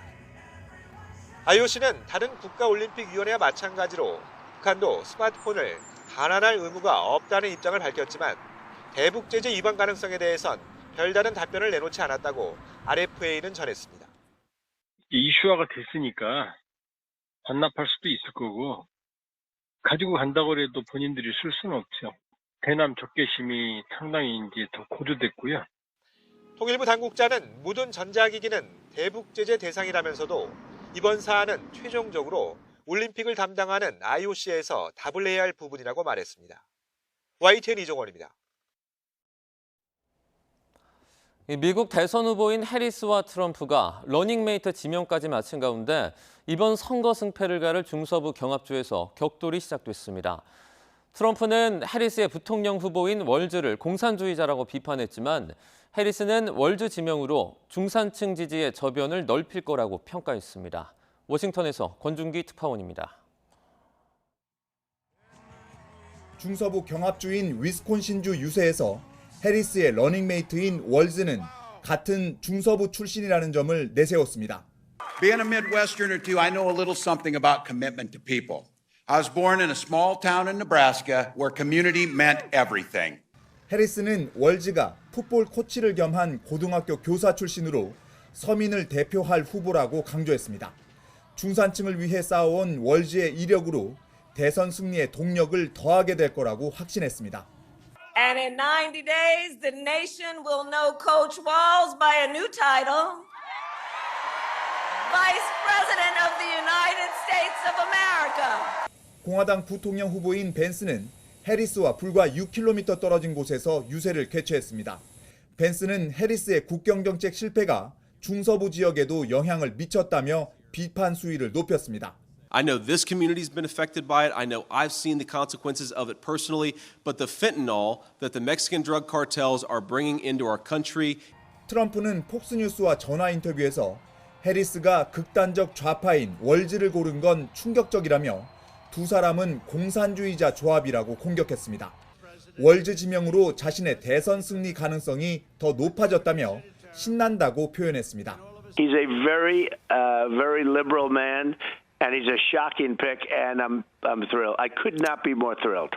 반면 해리스 캠프는 월즈를 부통령 후보로 지명한 뒤 24시간 만에 500억 원을 모금했다며 월즈 발탁은 성공적이라고 평가했습니다. 여론조사에서 월즈가 누군지 모른다는 응답이 70%에 달하는 것으로 나타나 민주당과 공화당 양측에서 서로 유리한 첫인상을 만들기 위한 시도가 이어지고 있습니다. 워싱턴에서 YTN 권준기입니다. 조 바이든 미국 대통령은 공화당 대선 후보인 도널드 트럼프 전 대통령이 오는 11월 대선에서 패배할 경우 평화로운 권력 이양이 이루어질지에 대해서 확신이 없다고 말했습니다. 바이든 대통령은 11일 방영에 앞서 공개된 미 CBS 뉴스 인터뷰 발췌본에서 대선 후 평화로운 정권 이양이 이루어질 것으로 보느냐는 질문에 트럼프가 지면 전혀 확신이 없다라고 답했습니다. 바이든 대통령은 대선에서 지면 피바다가 될 것이란 트럼프의 말은 진심이라고 강조하면서 대선 불복에 대한 우려를 표명했습니다. 보조 배터리를 입에문 반려견 한 마리가 매트리스 위로 향합니다. 잘근잘근 케이블 선부터 본체까지 막 물어뜯기 시작하죠. 이렇게 한참을 물어뜯다가 잠시 뒤에 깜짝 놀랄 상황이 발생합니다. 반려견들이 예상하지 못하고 놀고 있던 상황인데요. 이렇게 번쩍하고 갑자기 불꽃이 튀었습니다. 화들짝 놀라서 반려견들은 도망갔는데 순식간에 매트리스에 불이 붙더니 불길이 점점 거세졌습니다. 미국 오클라호마주 털사 소방국은 페이스북에 지난 5월 지역 내 한 주택에서 발생한 이 영상을 공개하면서 주의를 거듭 당부했습니다. 당시 집안에는 개 2마리와 고양이 1마리가 있었는데요. 다행히 무사히 탈출했고 소방당국이 긴급 출동해서 불이 더 커지는 것은 막았습니다. 털사 소방국은 아이들이나 반려동물이 배터리를 만지지 못하도록 보관에 유의해달라고 당부했습니다. 미국의 팝스타 테일러 스위프트의 공연이 예정돼 있던 오스트리아 빈의 에른스트 하펠 경기장입니다. 공연 준비는커녕 인적조차 드문 무척 한적한 모습이죠. 이곳을 겨냥한 테러 계획이 적발되면서 공연은 전면 취소됐습니다. 공연 주최 측은 오스트리아 정부가 테러 징후를 포착해 8일에서 10일 빈에서 예정돼 있던 스위프트의 콘서트 3건이 취소됐다고 발표했는데요. 자국 경찰은 공격을 모의한 혐의로 2명을 구금했는데 이 중에 1명은 이슬람 극단주의 무장 세력 이슬람국가 IS에 충성을 맹세한 19세의 오스트리아 시민이라고 설명했습니다. 서울 동남권에 한때 호우경보가 내려진 가운데 곳곳에 침수 피해가 잇따랐습니다. 보시는 것처럼 도로 맨홀이 마치 분수처럼 변해서 물을 막 토해내고 있는데요. 갑자기 쏟아진 비로 서울 지하철 2호선 삼성역 인근 도로가 이렇게 물에 잠기기도 했습니다. 앞서 기상청이 오늘 아침 서울 송파구와 강남구, 서초구 일대에 호우경보를 내렸는데요. 비 많이 올 때 맨홀 주변 조심하셔야겠습니다. 지하철역 입구 계단에 긴 줄이 늘어서 있습니다. 서울 성수동에 있는 2호선 성수역의 퇴근길 모습인데요. 출퇴근 시간마다 이렇게 인파가 몰리면서 차도까지 줄이 이어져 안전사고 우려가 끊임없이 제기됐습니다. 1980년 개통 당시 출구가 4개였는데 유동인구가 많아지면서 감당할 수 없게 된 거라고 하는데요. 결국 지하철역 출구에 계단을 새로 만들고 대합실도 확장하겠다는 계획이 나왔습니다. 2호선 성수역 2, 3번 출입구를 보도록 하겠습니다. 지금 지도를 준비했는데 보시는 바와 같습니다. 이곳에 계단이 추가 신설되고요. 대합실을 확장하기로 했습니다. 서울교통공사는 시급성을 고려해서 내년 10월까지는 계단 신설을 끝내기로 했습니다. 국내연구진이 상처를 꿰맬 뿐만 아니라 상처 부위의 염증 정도까지 측정할 수 있는 똑똑한 봉합사를 개발했습니다. 상처 부위의 염증이 심할수록 pH 레벨이 커지는데 이 점에 착안을 했습니다. 이성규 기자입니다. 실험용 생쥐 등이 난 상처를 의료용 실로 꿰맵니다. 단순한 의료용 실처럼 보이지만 사실은 상처 부위의 염증 정도까지 측정할 수 있습니다. 보통 상처의 염증이 심해지면 미생물의 활동으로 알칼리성 부산물이 생성됩니다. 이로 인해 상처 부위의 pH 수치가 커집니다. 연구진은 이 점에 착안해 실 같은 형태의 pH 센서를 개발하고 이를 의료용 실에 감싸는 방식으로 전자봉합사를 개발했습니다. 연구진이 개발한 전자봉합사입니다. 이 pH 센서 안에는 폴리아닐이라는 물질이 포함되어 있는데 폴리아닐은 주변의 pH가 변하면 정기적 특성이 바뀝니다. pH 수치가 커지면 상처가 악화했다는 의미이고 반대로 작아지면 아물었다는 뜻입니다. 개발한 전자봉합사는 상처를 꿰매는 역할에 그쳤던 기존 봉합사에서 한 발 나아가 염증 상태까지 알려줘 의료 현장에서 더 효과적으로 상처를 관리할 수 있을 것으로 기대됩니다. 기존 의료봉합사가 적용되는 부분 주로 상처죠. 상처에는 다양한 생체 신호가 있고 우리가 측정해야 되는 중요한 어떤 바이오 마커들이 존재하는데 그런 것들을 의료봉합사가 의료봉합사의 역할을 하면서도 센서의 역할도 한다라고 보시면 될 것 같습니다. 연구진은 후속 연구를 통해 꿰맨 후 일정 기간이 지나면 몸속에서 자연스럽게 녹아 없어지는 생분해성 전자봉합사로 업그레이드할 계획입니다. YTN 사이언스 이성규입니다. 오늘도 전국에 폭염경보가 내려진 가운데 중부지방에는 비가, 남부에는 소나기가 지나가겠습니다. 벼락과 돌풍을 동반해 시간당 30mm 이상 강하게 쏟아지겠는데요. 휴가철 계곡을 찾은 피서객들은 주의가 필요할 것 같습니다. 자세한 내용 기상캐스터 연결해서 알아보겠습니다. 이혜민 캐스터. 네, 상암동에 나와 있습니다. 네, 지금 서울에도 다시 비가 시작이 됐군요. 네, 맞습니다. 지금 이곳에는 약하게 비가 이어지고 있는데요. 곳에 따라 강수의 강도가 차이가 매우 큰 상태입니다. 오늘 아침 출근길 서울 강남구에는 시간당 46mm의 폭우가 쏟아지면서 한때 호우경보가 내려지기도 했는데요. 오늘 오후까지 중부지방은 이렇게 산발적으로 오락가락 비가 이어지겠습니다. 또 남부지방과 제주도에는 소나기가 내리겠는데요. 제주도는 오후까지, 남부지방은 밤까지 소나기가 지나겠습니다. 요즘 휴가철이라서 갑자기 비를 만나는 분들도 있을 텐데요. 강도가 셀 수 있기 때문에 주의가 필요하다고요? 네, 맞습니다. 오늘도 전국적인 폭염이 기승을 부리는 가운데 낮 동안 기온이 크게 오르겠는데요. 우리나라 상공으로는 찬 공기가 지나고 있어서 대기가 매우 불안정한 상태입니다. 따라서 오늘 비나 소나기가 내리는 곳에서는 벼락과 돌풍을 동반해 시간당 30mm 안팎으로 매우 강하게 쏟아질 수 있겠습니다. 특히 휴가철을 맞아서 산간 계곡 방문하신 분들 많으실 텐데요. 이런 곳에서는 물이 급격하게 불어날 수 있어서 안전사고에 주의하셔야겠습니다. 그럼 현재 강수 현황부터 살펴보도록 하겠습니다. 서해상에서 발달한 비구름이 유입되고 있는 상황인데요. 곳곳으로 소나기 구름도 만들어졌습니다. 오늘 내리는 비와 소나기의 양은 적게는 5에서 많게는 60mm로 지역 간 강수 편차가 크겠습니다. 특히 경남 지방에는 최고 80mm의 소나기가 예고된 가운데 시간당 50mm까지 퍼붓는 곳도 있겠습니다. 이런 경우 하천이나 계곡 주변에서는 고립이나 침수 사고에 각별히 유의하셔야겠습니다. 오늘로써 서울에는 18일째 열대야가 지속하는 가운데 낮 동안 열기가 쌓여가고 있습니다. 비가 그친 뒤에는 습도가 높아서 후텁지근하겠는데요. 오늘도 전국 대부분 지역에 폭염 경보가 내려진 가운데 서울과 대전, 광주는 33도, 대구는 36도까지 오르겠습니다. 당분간 대기 불안정으로 인한 소나기가 자주 내리겠고요. 다음 주 말복과 광복절 이후에도 밤낮 없는 무더위는 계속될 것으로 전망됩니다. 기온이 높을 때는 1, 2도 차이로도 온열 질환자가 급증하는 경향을 보이고 있습니다. 특히 지면 온도는 지상보다 10도가량 높은데요. 키가 작은 어린이나 반일하는 노약자분들은 온열 질환에 각별히 주의하셔야겠습니다. 지금까지 YTN 이혜민입니다. 뉴스나우 오늘 순서는 여기서 마치겠습니다. 내일 오전 11시 반 더 생생한 뉴스로 찾아뵙겠습니다. 여러분 고맙습니다.